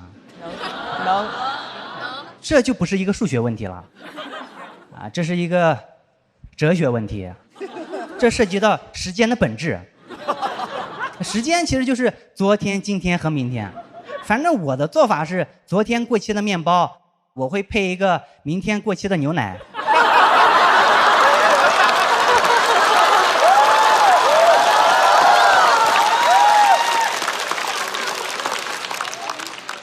今天把它吃掉，进行一个时间的配平。我真的不能理解为什么像生产日期这样的信息不能弄得直观一点。然后我就上网查了啊，有原因是这样的，就是他们觉得如果把生产日期设计的特别好找，那我们在买东西的时候可能就会优先挑选那些最新鲜的，那些不太新鲜的就会一直被剩下啊，可能直到过期了都没有人买。那没有人买你就自己吃呀。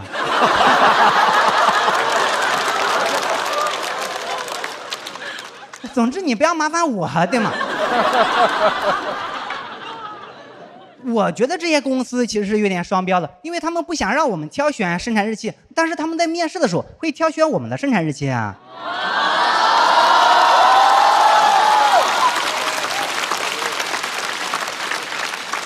岗位都有年龄限制，甚至35岁就裁员了，对吗？我觉得如果以后我们去这样的公司面试，他们想知道我们的生产日期，也不应该那么容易啊。比如面试的时候，老板问我，说你简历上怎么没写那个出生年月日呀？我说我把它藏在了我小区的一棵树后面。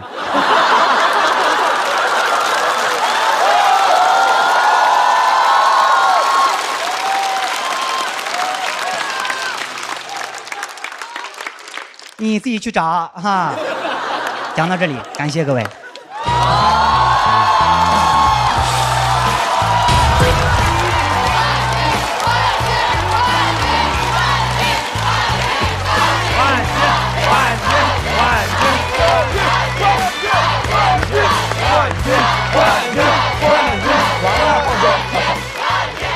来，小四爷锁票倒计时。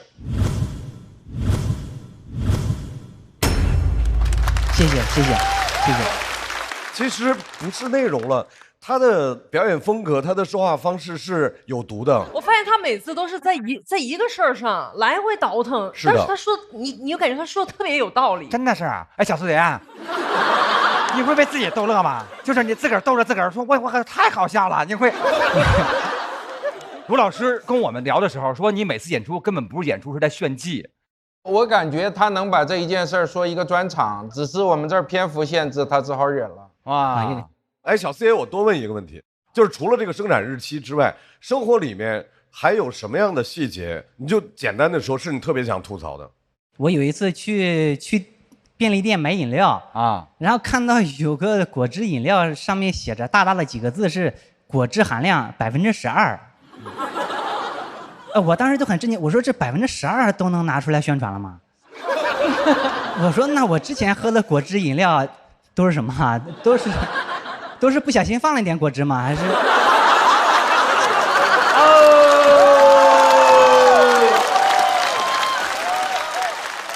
哇，太有意思了！平时他逛个超市，走哪儿都能有这种哈。我感觉他随便一个什么东西，他都能往里去挖。我想问一下，就比如说当时你看见这么一个东西，你是马上记下来了，就是拿手机赶紧记下来，还是怎么样？有时候听这些老演员讲段的时候，其实你就会特别后悔啊，这个事情我好像也经历过，但是为什么我没有写出来？所以就会变得敏感一点，就记下了啊。我就是觉得有的脱口秀演员的段子，你可能听完之后，你可能忘了他前面说的什么了，但是他每一次讲的段子，像上一次讲的那个，这是一顿饭的钱吗？就你会一直像一个 slogan 一样的，他的这个段子里面，我觉得他太洗脑了。这一局我觉得把我洗脑的那一句，谁关心细菌是怎么死的？你勒死他也行啊，杀死他也行。就是小四爷的表演风格是，他对我们看着稀疏平常的一些事情，他的语言也好，他的表情也好，他带出一种幽怨，而那种幽怨非常好笑。对，来，再次把掌声送给让人印象深刻的小四爷。小四爷太棒啦！广志老师压力巨大，请回到现场。精彩！大老师，差多少票啊？我觉得跟票没有任何关系。这是我人生中美好的一段经历，也是最美的。好，请看一下最终票数。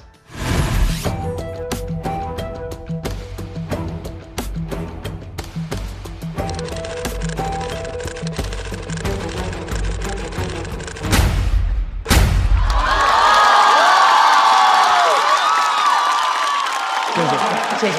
完了，后头完了。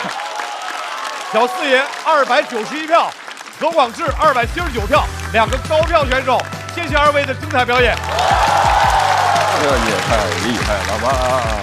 四爷今天这个表现太惊艳了，我觉得是那种这个舞台上失传已久，但是回来一种失传已久的技能，但是回来之后呢，他又比之前更加加强了。失传已久的技能，从你身上失去，从我这儿失的啊，没有也没失去，因为今天他讲小猫其实也是一个事儿，然后不停的翻，所以他今天这一段其实也很厉害。肯定有相似的地方，但是肯定还有很多不同的地方。其实我是广智的粉丝，他刚上脱口秀大会就是脱3的时候，我就进了他的粉丝群。你们猜我在他群里的名字叫什么？我在我群里见过这个名，但我一直不知道是他。何昶志，就是广字上面少一个点，疑惑性挺强。你里边少说话，老以为是我说话呢。第一次见，那就是3年前第一次录节目啊。当时看他在舞台上，就是感觉有点像梦境那种，反正就是很敬畏吧，那种感觉。他今天炸场的时候，我心情其实很复杂。我肯定是特别喜欢的，就那一刻有点那种怎么感觉就是，怎么说呢，有点看到了当年的自己，你知道，就是那种感觉。昨天过期的面包，我会配一个明天过期的牛奶。那一瞬间，脑海里闪过了一个画面，是我在出租屋的时候，在吃泡面的一个场景。有一个火腿肠，我在看生产日期，那个生产日期到没到期我忘了，反正那个火腿肠品质挺次的，反正我闪过了一个这个画面。你吃了吗？吃了，肯定吃了。那会儿也不怎么在乎，其实。小四爷怎么了？没有，就是感觉他刚刚讲的这个。就是有一种电影的感觉，对吗？我真那一瞬间有点就是，会有，所以就是那天我俩在天台上聊那个事儿的时候，我就觉得哇，这个就是那一下挺电影的，挺电影的。夕阳西下，伴着黄昏，只有我2个人那里就是促膝长谈了一会儿吧。对，谈了我俩刚来上海的时候这些经历。我刚来上海的时候兜里不是有1万块钱吗？他来上海的时候兜里也是1万块钱，我俩带的钱是数字是一样的。刚来上海的时候，我那房子是1个月700多还是多少钱？他们说，在上海700多1个月的房子，那得差成什么样？我都没好意思说，那是我住过最好的房子，我都没好意思，挺好的，其实。对，我也觉得那个挺好，挺好的。对，只是远，然后小。对，8平9平吧。我9平多，是在嘉定，11号线终点站，他是我是7号线终点站，我俩都是终点，因为很简单，就是终点站是最便宜的。对。我那时候能坐公交不坐地铁，因为我们住得远，地铁6块钱，老贵了那时候。我有时候就是骑车回家，大概10几公里这种。我是有一次坐地铁末班车坐过站了，你知道，坐到苏州那个方向了，你知道吧？舍不得打车，只能骑自行车回来，骑了1个小时吧，差不多。其实你要说硬说打，那也可以50、60块钱嘛，就是欠华北嘛。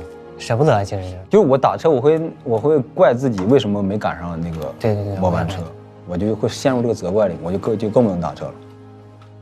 你们觉得今天是一场什么样的对决？广智和他曾经的自己。我觉得像那个接力比赛，我稳稳地交出了那一棒。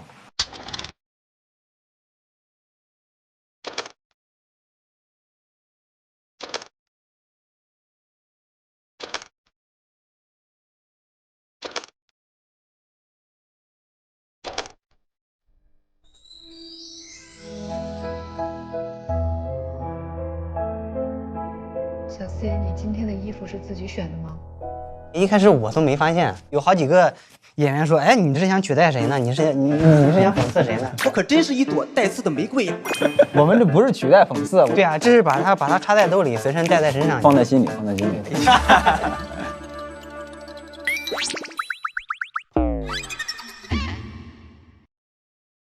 看看我这段子写的咋样？问茄子翻个面是什么？翻个面，番茄。那么再问，为什么有的番茄容易脸红？因为它没做防晒。是阳光番茄的哦。我这本来有2颗阳光番茄啊，请问另一颗去哪里了嘞？被做成茄皇啦！因为每种茄皇里都有约1颗阳光番茄。番茄是个宝，茄皇错不了。果然酸甜浓郁啊！为啥脱口秀演员这么爱吃茄皇？因为番茄有梗。番茄是个宝，茄皇错不了。番茄是个宝，茄皇错不了。下面的这一位呢，前2个赛段他的高能量深深的感染了我们，但是今天他要跟我们分享的是，哎呀，前些年他也郁闷过。掌声欢迎贾浩。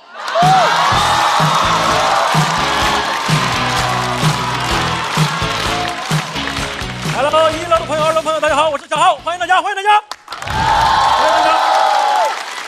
哎，每次见到观众，其实心里都会很开心。但我最近有一个小的困惑，就是节目期间，最近上海看开放麦的观众，有的是不是来得太勤了？他们很懂行，他们每天都来看，他们知道这个节目上了线，在线下就再也听不到了，都是些临期段子。对，有的来得太勤了。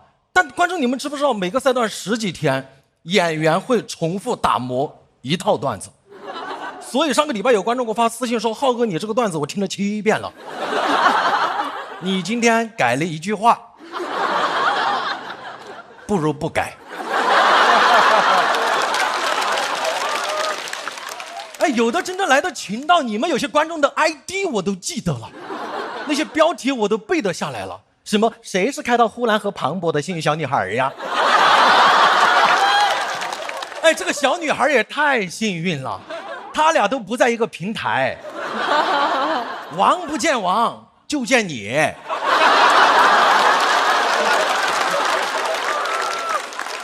俩王都被你碰到了，你是4个2。我现在好像明白为什么有的段子其实第一次上开放麦讲的时候其实挺好笑的，越讲到后面越凉。我都纳闷这个段子我没换啊，观众心里想，嘿嘿，我们也没换。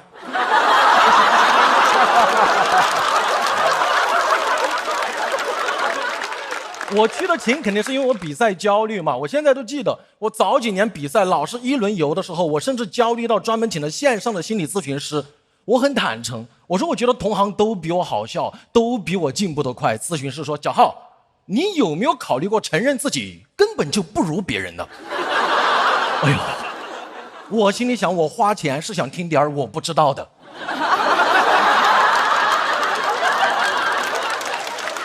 我当时要顺着他说，我说我的演出效果可能不如别人。他说不如别人的是不是还有收入、名次和知名？我说你别说了，我都没想到他骂的这么全面，我都想对着电话那头问：是您吗，易立竞老师？谁是开到易立竞的焦虑小男孩呀？而且当时除了比赛，更让我焦虑的是我爸，一个初中数学老师，那一年被骗了28万。他就是借了28万给同校一个美术老师的儿子，说做工程，说利息挺高，这个钱再也没有要回来。哇，我爸算利息的时候算得可开心了，但他忘了算还钱的概率。数学很单纯，复杂的是人。但家里没有怨过他，家里没有怨过他哦，因为我觉得一个数学老师很难有自己专业知识维权，他总不能拿个三角板把那个美术老师逼到墙角还钱，不然老子拿可赛赛你。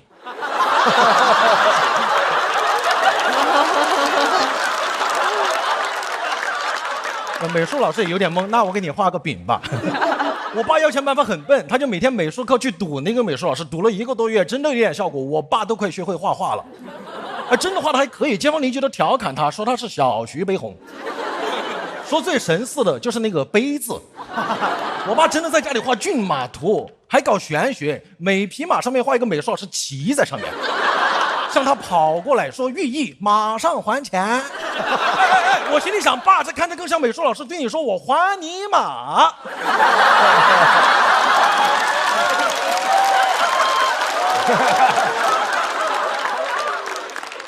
8匹要不回来这个钱，我爸要了几年都要不回来，最后轴的说我要是死了都要不回来，你就接着要，你要再要不回来，以后你儿子接着要。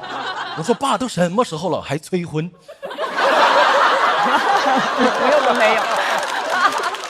这个事情对我影响应该很大，因为以前我爸都跟我说，以后你在上海结婚买房什么的，爸给你存留钱。哦，这个事情以后，我爸经常告诉我，我3姨父倒插门也很幸福。又心酸又有点好笑，对吧？好笑的点在于，在我爸心目中，上海一套房的打包价就是28万。28万在上海买房能买啥？能买个2平米、3平米不得了了，对吧？还结婚用，那我结婚都不叫闹洞房，那就叫闹洞。龙生龙，凤生凤，耗子结婚在闹洞。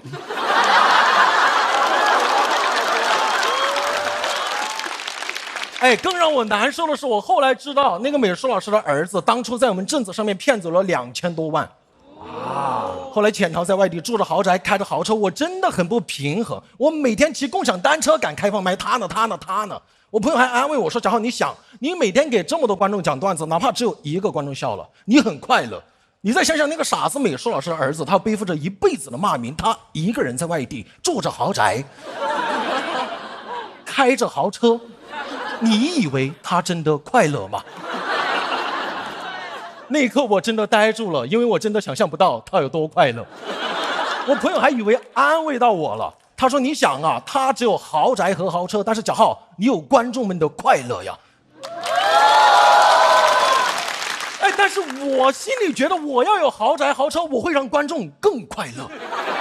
以后大家来看我讲脱口秀，每个人进门先发500块钱，什么也不用干，就负责给我笑，给我尖叫。我后面，但我没有，我只有一口气。我告诉我爸，我说爸，你不要焦虑，儿子写点段子，巡演2年，这个钱就给你挣回来了。我爸说你写什么段子？我说那你别管，这个钱挣回来给你不就行了吗？我爸又被骗了第2次。但大家不用太担心他，虽然这个钱要不回来了，但我爸今年状态好了很多。我问他是怎么翻篇走出来的，我爸原话说就是放弃了。他说我就当买了辆20多万的车开到悬崖下面去了，但是人没事，人在家就在。我爸还挺装的，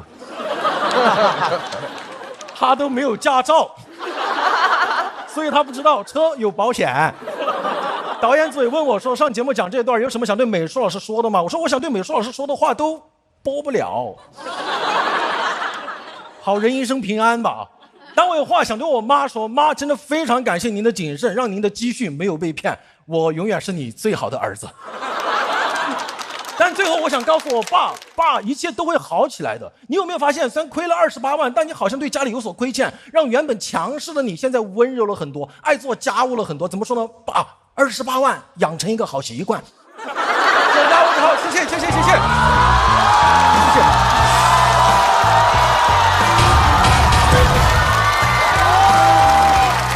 没掉，我就一直在往前走。成本点280万票，准备，能行啊？行，好，我稳住，我们先把这一点。贾浩，锁票倒计时，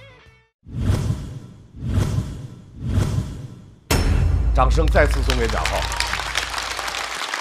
贾浩在我们这期节目里面实在是怎么打怎么有，对，太厉害了。他好像和这个舞台已经浑然一体了。贾浩就是那种极其敏锐的人，对，我觉得他演出是一次亏都不会白吃的，不是白吃啊，就是说他就知道，比如说这次演出也许有一点问题，他下回一定会把这个东西变成自个儿的另外一种写的方式。所有的那些教训都能够对所有的教训，因为他都是有效失败，这一点非常非常厉害。而且贾浩现在的这个架势，他的表演的那种感觉，就是他要蹦到观众的身上去演去。但是我劝一句，就不用这么紧张，就说就可以再放松一点点，因为大家真的很爱你，你可以在台上再。因为大老师，我说句实在话，因为前面2个演员都很炸，我明白。就是我就接那种炸的场合，我前2分钟其实心里一直有在左右的摇摆，它其实有点影响我自己整体演出状态。我甚至脑子里能听到自己对话，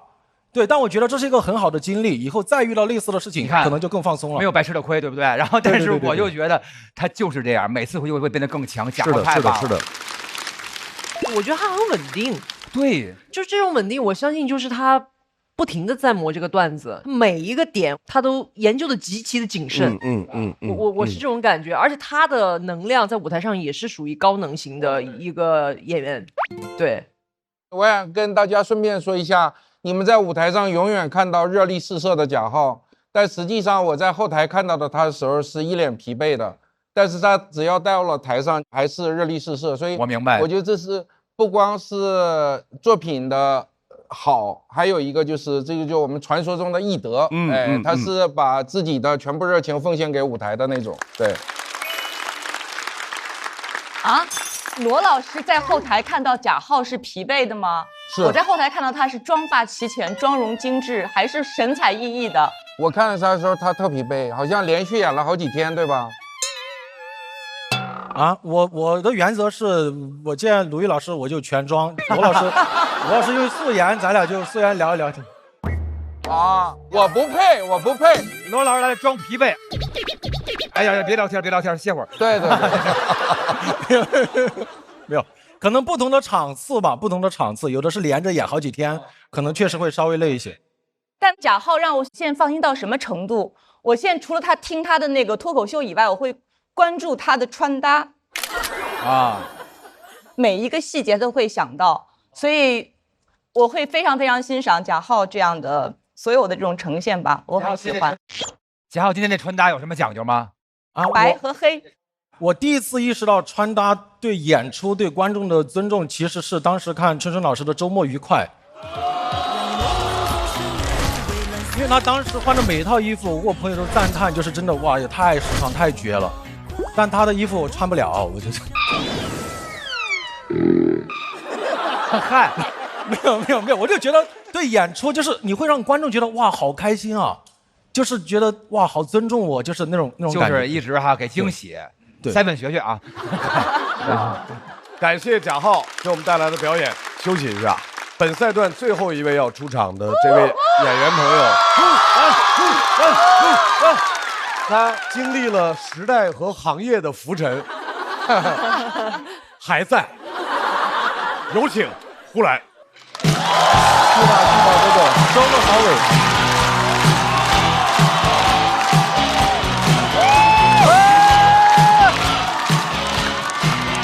很好，哎，好，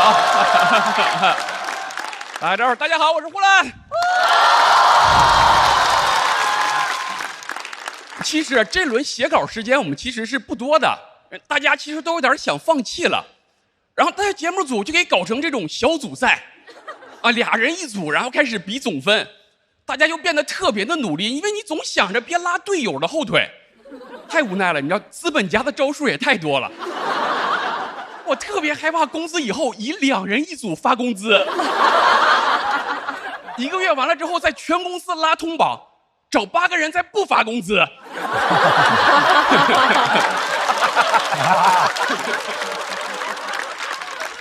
我之前在台上讲过好多公司的问题，说哎呀，我们公司的发展中不知道染上什么这种大公司的毛病，现在好多了。经过几年不懈的努力，我们成为小公司了。老板一变穷，哎呀，整个人都看得顺眼多了，啊，天天礼贤下士的。我说你为什么之前不礼贤下士呢？他说因为我之前在准备上市啊。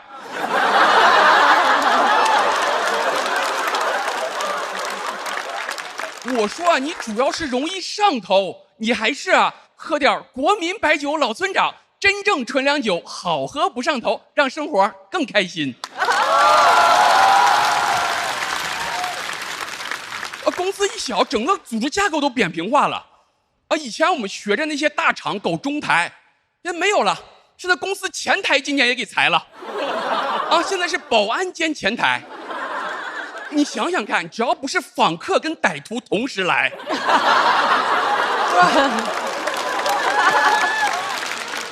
以后就是脱口秀演员兼保安兼前台，对吧？只要不是访客、歹徒和灵感同时来。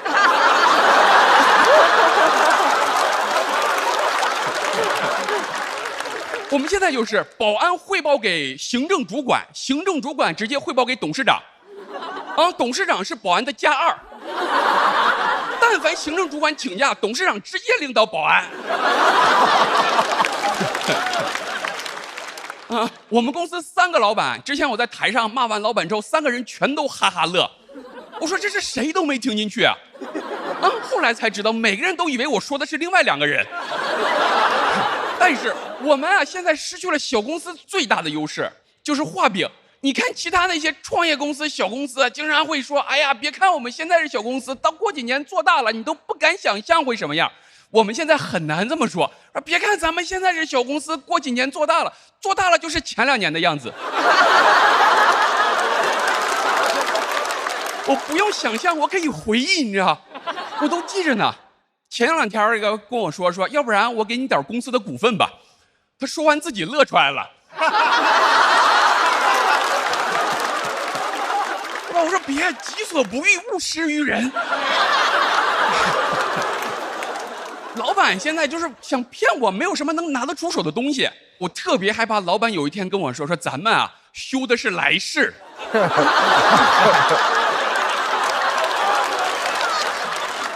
我觉得现在就是80后、90后总被骗，对吧？就是00后全都看在眼里了。所以说现在老板很难骗到00后了，就可着我们在这骗。00后都说了，说我是没吃过猪肉，但是看过猪上当受骗呀。你看所有的这些招数，其实只能用一次。你看曹操用望梅止渴，你不能说曹操用完望梅止渴说，哎，这招好使，以后出门就不带水了。不行，对吧？你第一次曹操用，前方说啊，前方有梅林，士兵还能口齿生津。你第2次就口吐芬芳了。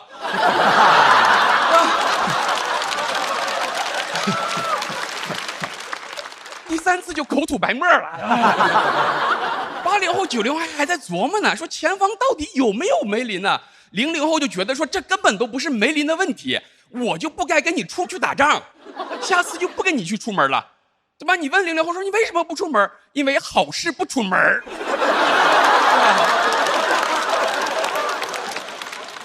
也一样，你看现在00后也开始不买房了，因为他看见了前面买房的人一边口吐芬芳，一边口吐白沫。有道理，你看上海现在1平米均价6.3万，1平米6.3万，你有这个钱，你能去看30-40场演唱会。你要不喜欢听歌，喜欢听脱口秀就更好了。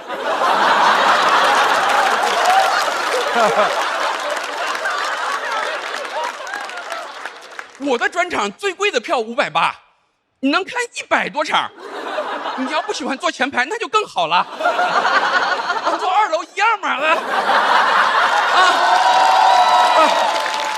听脱口秀就听个响嘛。哎呀，你想想看，之前还总在说什么消费主义陷阱，消费主义陷阱，现在没有了。你看拉布布这么火，没有人在说什么陷阱这些事情，大家乐此不疲。你想想看，这样如果都是坑的话，它就是陷阱；如果有的是坑，有的不是坑的话，它就是盲盒。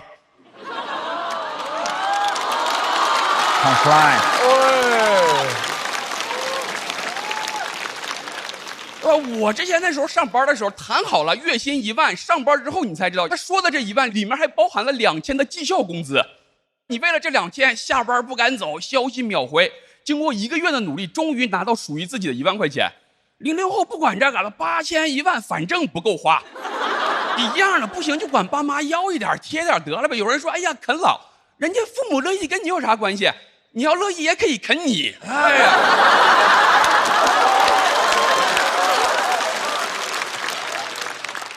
我开始上班的时候就看着60后、70后，我觉得，哎呀，你们这工作也太安稳了。我说这一眼看到头的日子也太恐怖了。现在年轻人看着我们说，这一眼望不着头的日子也太恐怖了。你都不知道哪一个更恐怖。那时候上一代人总说，哎呀，好多事儿你不懂，你就是太年轻。现在我看现在的年轻人，我就觉得是我年轻的时候还是太年轻了。谢谢大家，我回来。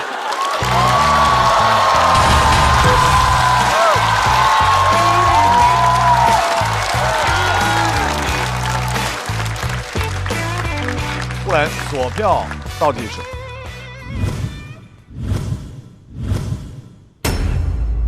谢谢大家。基本上是属于另外一位，你永远不用担心他在台上会怎么表现的这样的一位脱口秀演员。好像是鲁豫老师上一届说的吧？就你可以永远相信呼兰，对吧？是的，是。呼兰比到现在不会真的有压力吧？会有压力，这个就是比赛就好看。放在谁那儿看着广志跟贾浩也嘚嘚嗖嗖，但是刚才小四爷特别好，然后我就开心，我说啊，与有荣焉，与有荣焉，开心，开心，开心。夸奖呼兰的词儿，我已经词穷了。是的，是的。但是我觉得我会词穷，我发现呼兰的好就是没有上限的。是，觉得呼兰不仅是可爱有趣，然后他特别的智慧，真的是非常仗义的一个人啊。因为你知道，好多比如说他守护一棵树啊，那个树枝把它是个鸟，它直接就飞走了，但是它不飞走，它直接绕着那个树守护那棵树。我觉得这是一个非常美的存在。而且呼兰这一回不第一回又说，然后每年都来，就是陪伴大家，守护大家，每年见到呼兰那份温暖，我觉得特别好啊。而且我现在见到呼兰就是一种好朋友的感觉，就朋友演出开心，然后我演出也请呼兰去看，大家就是这种开心的感觉啊。所以说啊，时代和行业这些年一直在浮沉，不管是高处还是低处，呼兰总在，是一个给这个行业极大安全感的一位脱口秀演员，浮浮沉沉，他跟这茶包一样。再次掌声送给呼兰，谢谢大家，感谢大家，感谢大家。来，4位全部来到舞台，来了。完了，来哥俩，还没有完全那啥，但也行，反正就这个啊，这个你说，现在他们差12分嘛，差12分。你预测大老师能不能再拉回在8分以内？8分怎么样？我觉得8分。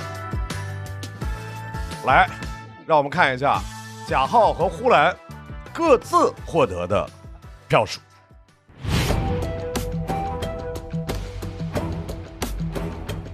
不好说，呼兰，我觉得呼兰能赢，很接近，5分以内可能。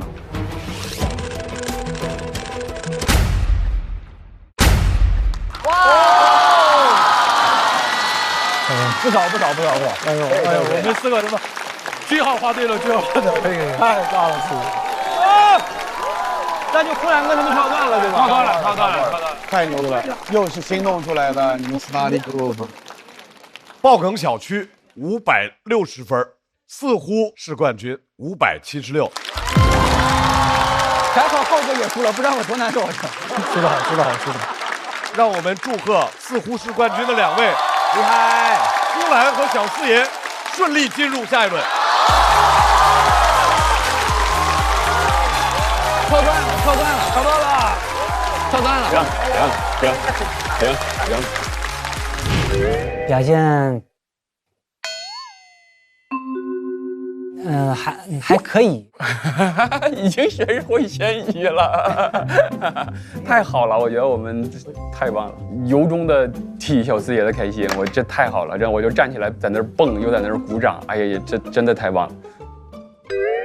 当然，就互相帮助，然后甚至小四爷帮我还更多一些，小四爷真的特别好，我俩友情迅速升温啊，然后大家就经常开放麦窝在那里去写稿。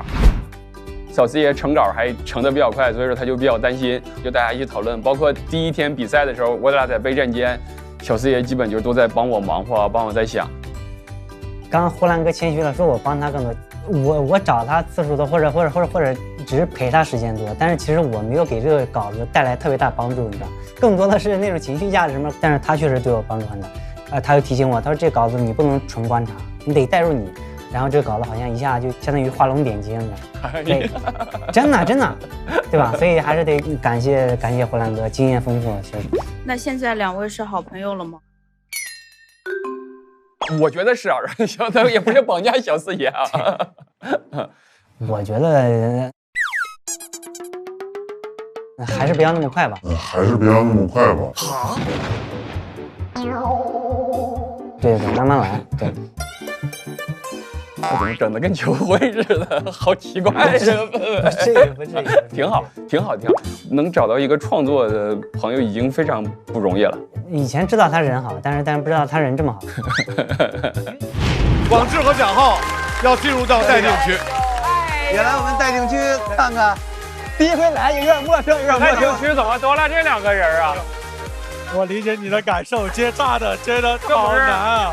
这个区域头一次见你哥哥，头一次见你。小梗小区后采开始。浩哥那个位置很难演，前面一个最强新人刚刚炸完场，后边是一个最强老人，你夹在中间演，谁来也演不了，没有人能演得了那个场子。但是浩哥还是在这种情况下281票。浩哥，这将会是你今年在这个舞台上遇到的最难演的场子，以后不可能比这个更难了。在这种艰难的情况下，你都撑过来了，你都已经冲到281票，以后的路就是全是坦途啊！还得是教练请得好，一个好的教练不仅知道你怎么作战，成功的时候跟你分享喜悦，当你受挫的时候还能给你情绪价值和正确的引导。各位，目前我们的34组演员已经全部表演完毕了。我们现在来看一下2人小队的晋级名单。第一名是似乎是冠军。真的是冠军，我起名字有用。那你起得好啊，那你还说啥了？马丽莲、孟瑞、油泼辣子小蛋糕、小丽和小高，祝贺各位！根据比赛的规则，总票数排第1的2人小队成员将获得下一赛段的跳段权，可以自行选择是否使用。恭喜2位！现在呢，已经有17组演员成功晋级，还有17组演员处于待定。让我们先来看一下目前的待定名单。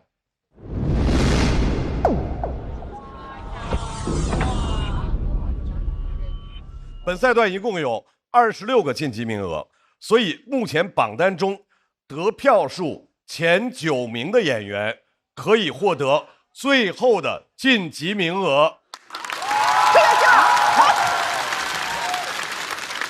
让我们恭喜贾浩、何广智、邱瑞、小快、毛豆、Seven、侯志远、王大刀、小帕，还有一个并列的徐志胜，进入到下一赛段。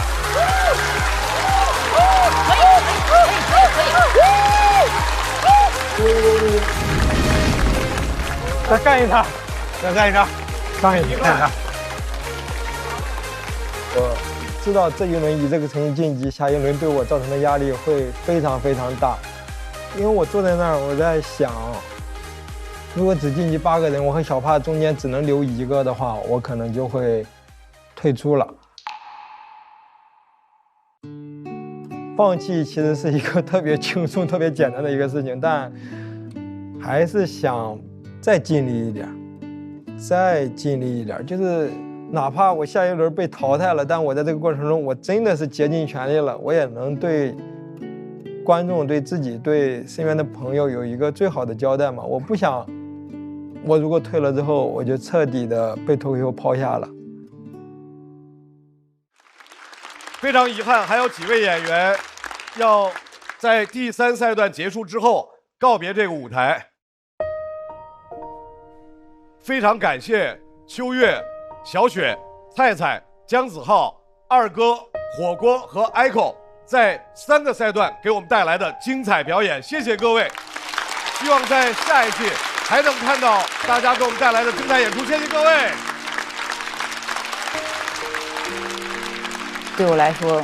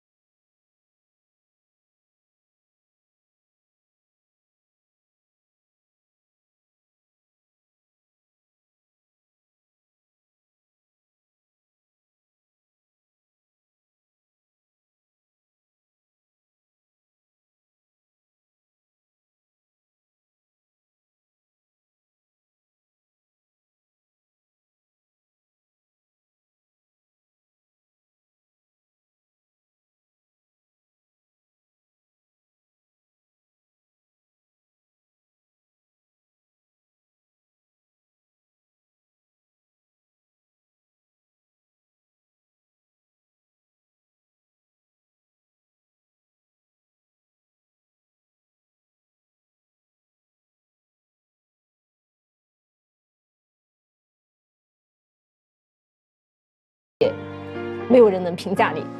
继续创作，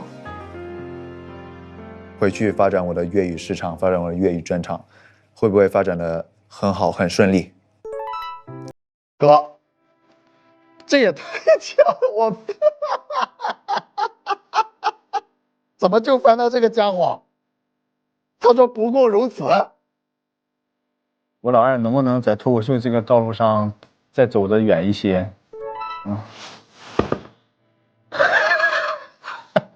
他说不行，毛豆肯定他会怼我，也不行。其实他心里肯定奔着二哥行，这个事儿往我心里说的，不行就是行。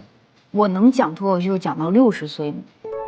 哎，毛豆不行，这个太悲惨了，预期违背了啊，预期违背了。我到底能不能找到喜欢我的人？来。哇哦，谢谢张迅，他说了你要永远相信你自己，这份力量我收到了。蔡姐60岁的时候还会跟我一起玩吗？Echo 会过上他希望的平行世界的人生吗？看一下，我们喜欢你是什么意思？别放弃，虎牙。哦，平行世界的那些人他都喜欢你，是平行世界对你的欢迎语。是让你去了平行世界更好的生活，不要放弃我。我可以做得更好吗？我翻到了。王大哥说没关系，答案早就显现了，就是我可以。你可以，你绝对可以的。It's our destiny， 对。我喜欢这句话，就觉得挺抽象的，但其实我想表达的意思就是，其实这句话刚好就对上了，因为18岁的时候做到了。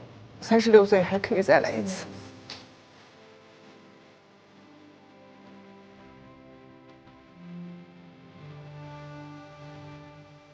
大家好，我是秋月，是一名滑雪教练。我希望我能打开，能把我坚定的东西勇敢地说出来。大家好，我叫小雪，我是一个中年姐姐，我是2个孩子的妈妈。大家好，我是 Echo。Hello， 大家好，我是菜菜。Hello， 我是二哥，是一名消防员。二哥希望给你们继续带来快乐。我是姜子浩，我还有广东人。大家好，我叫火锅。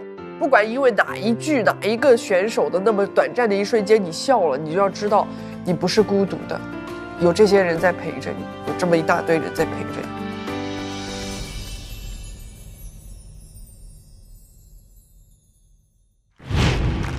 脱口秀和他的朋友第2季第3赛段交朋友赛到这儿就全部都结束了。美团闪购神速晋级快人一步。现在让我们来看一下本赛段的晋级演员名单。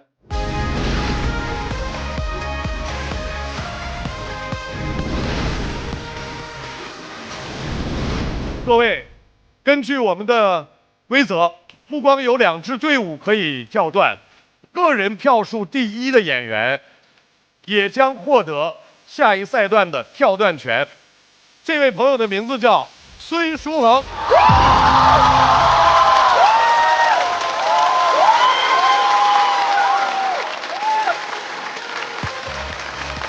最后，让我们再次恭喜所有的晋级演员，也希望观众能够在这个脱口秀的舞台感受到脱口秀的简单纯粹的快乐。想来现场体验线下脱口秀演出的快乐吗？微信搜一搜效果，关注效果官方公众号和小程序，超多演出等着你来。新一轮的脱口全国巡演即将启动，打开效果小程序，关注你喜欢的演员，并许愿想看城市，朋友们就有可能来到你的身边。比赛仍然在继续，下周同一时间，欢迎各位继续关注，我们下周见。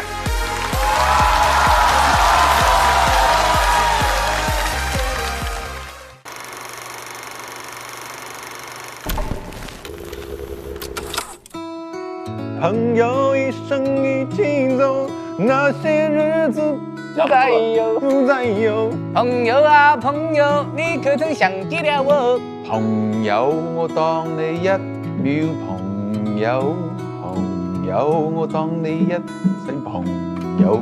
定定星光，絲絲相關，你我哪怕天蠍破夢。你擁有我，我擁有你，幫我離手。朋友，赛出风格，赛出水平。赛出风格，我给你保证，赛出水平，赛出水平就看吧。我只能赛出水，很有深度的深度啊！哦，你不能鼓掌，不好意思，对不起啊。他40了嘛，我今年刚毕业。对，他大我20。气氛不到这儿了吗？哪有气氛呢？我要气氛呢，你再说下去。别气氛，别气氛啊！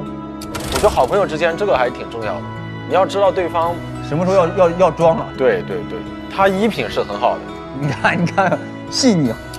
我认识他，和他相处，我才知道“真诚”这2个字到底是什么意思。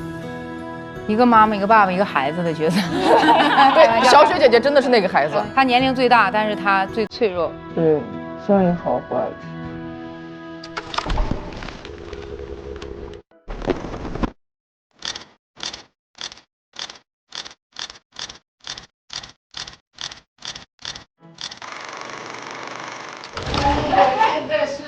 行吗？啥意思啊？我把脸倒了，是吧？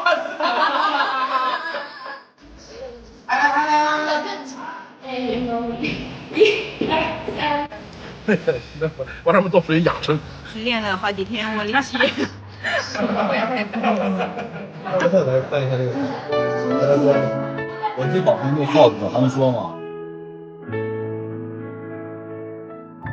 哎，好的，老板，我马上做。这个项目我觉得是这样，再写了，再写了。谢谢大家，我是赛文。好累。检测到赛文状态不足，快找回状态。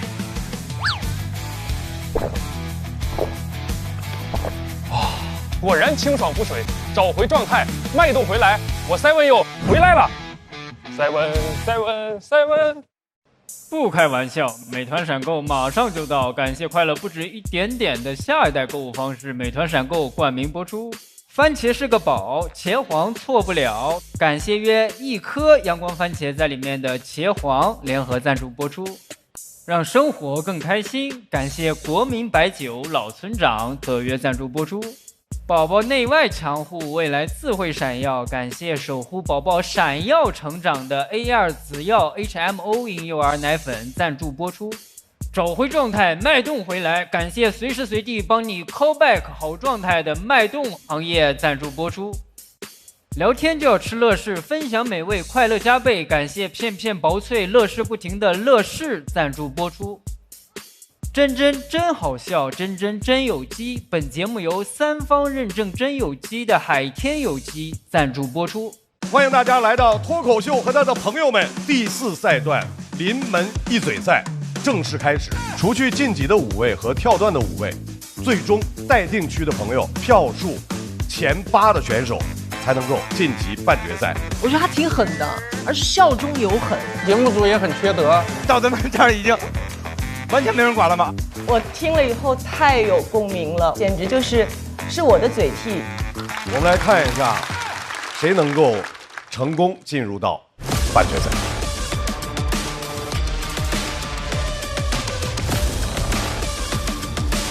啊！练！欢迎大家来到朋友们和他的脱口秀第2季，耶！今天浩哥，说真的，你今天对自己表现还其实不满意吗？子豪，你干什么呢？我们四爷在这说话，你刚才打断了。没有，不好意思。哎，小江，敬一杯。他们阶级好分明，这是咱们喜剧演员的好处，咱们一切看票说话。小四爷，讲你很像那种一头梅花鹿，就是你如果有很多猎手在这边的话，你就开始。哦，我刚逼你了吗？没有啊。咋，你想了解我呀？不是，猎豹和梅花鹿。小朋友们，我们看看面前的大屏幕，手疾口快传声筒，东北嘅一種舞，冬瓜做成毛，東北嘅一種舞蹈，毛豆知道吗？演员毛豆。下一个词。嘘，练狗屁。一定要猜出来，不然不能下班。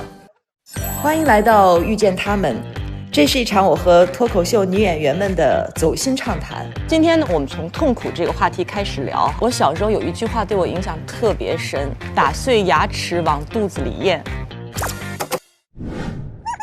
我爸呢，他这辈子可能除了结婚就没干别的事儿，他也不工作。他不光是在啃老，他把属于我的那一份也吃掉了。吞金兽，我就家有吞金兽指的是他。他们痛着坦诚，就是不行，肯定不行，做啥都不行。是谁给你灌输的这些想法？那就是我爹嘛！你闭嘴吧你！你虚荣心、脏心眼子，你还问我什么呀你？你知道你收拾啥？你问你。小时候我在做作业的时候，我爸在厕所去收拾东西，东西噼里啪啦全倒下来了，然后他冲出来打了我一顿。爸爸妈妈吵起来，爸爸拿那个刀扔妈妈。妈妈拿我挡了一下。这个孩子在家庭中不被想要，本来我们就是不想要你的。小雪以前在北京台做记者有多么的出色跟优秀，我说6条人命我还了你1条。她老公居然在外面跟别人还生了孩子，某种程度都是2个女人在抢一个垃圾。对，我的人生观、世界观、三观不断的被打破。就是我在相亲市场上是1而再、2而3的被淘汰。他说你这次允许自己开心了多久？上了大学我才知道啊。原来跟父母还能这么说话，难道行的人就天天快乐吗？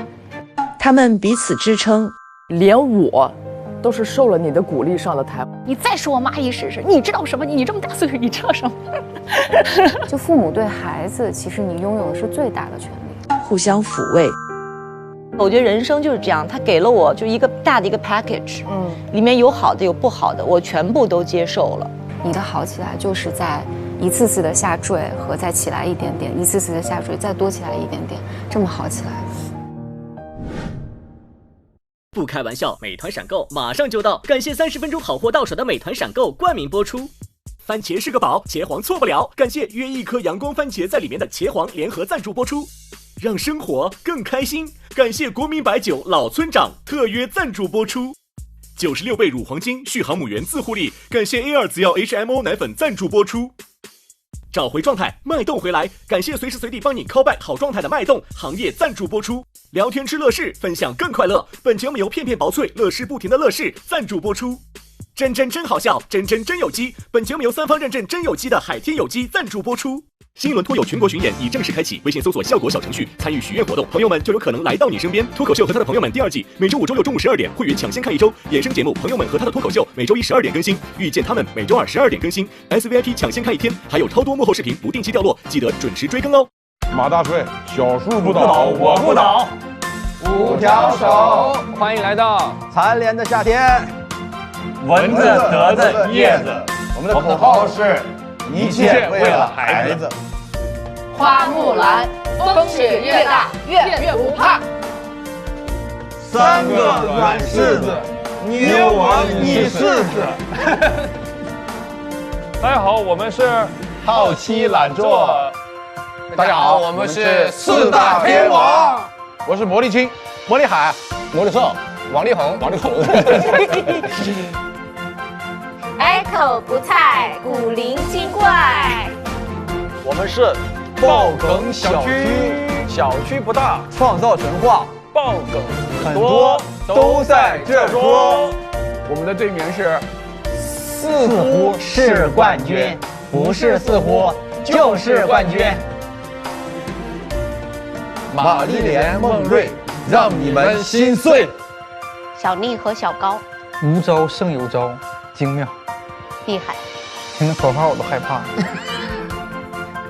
我们是油泼辣更多节目精彩资讯尽在新浪娱乐、微博综艺、新浪综艺。感谢新浪新闻、腾讯新闻、腾讯娱乐、地利城传媒、扣儿小姐、王半仙、跳海大院、蜜次汉谟拉比、渝中发布、文旅长沙、四川文旅、顺德文旅、顺德发布、山东文旅、安徽文旅对本节目的大力支持。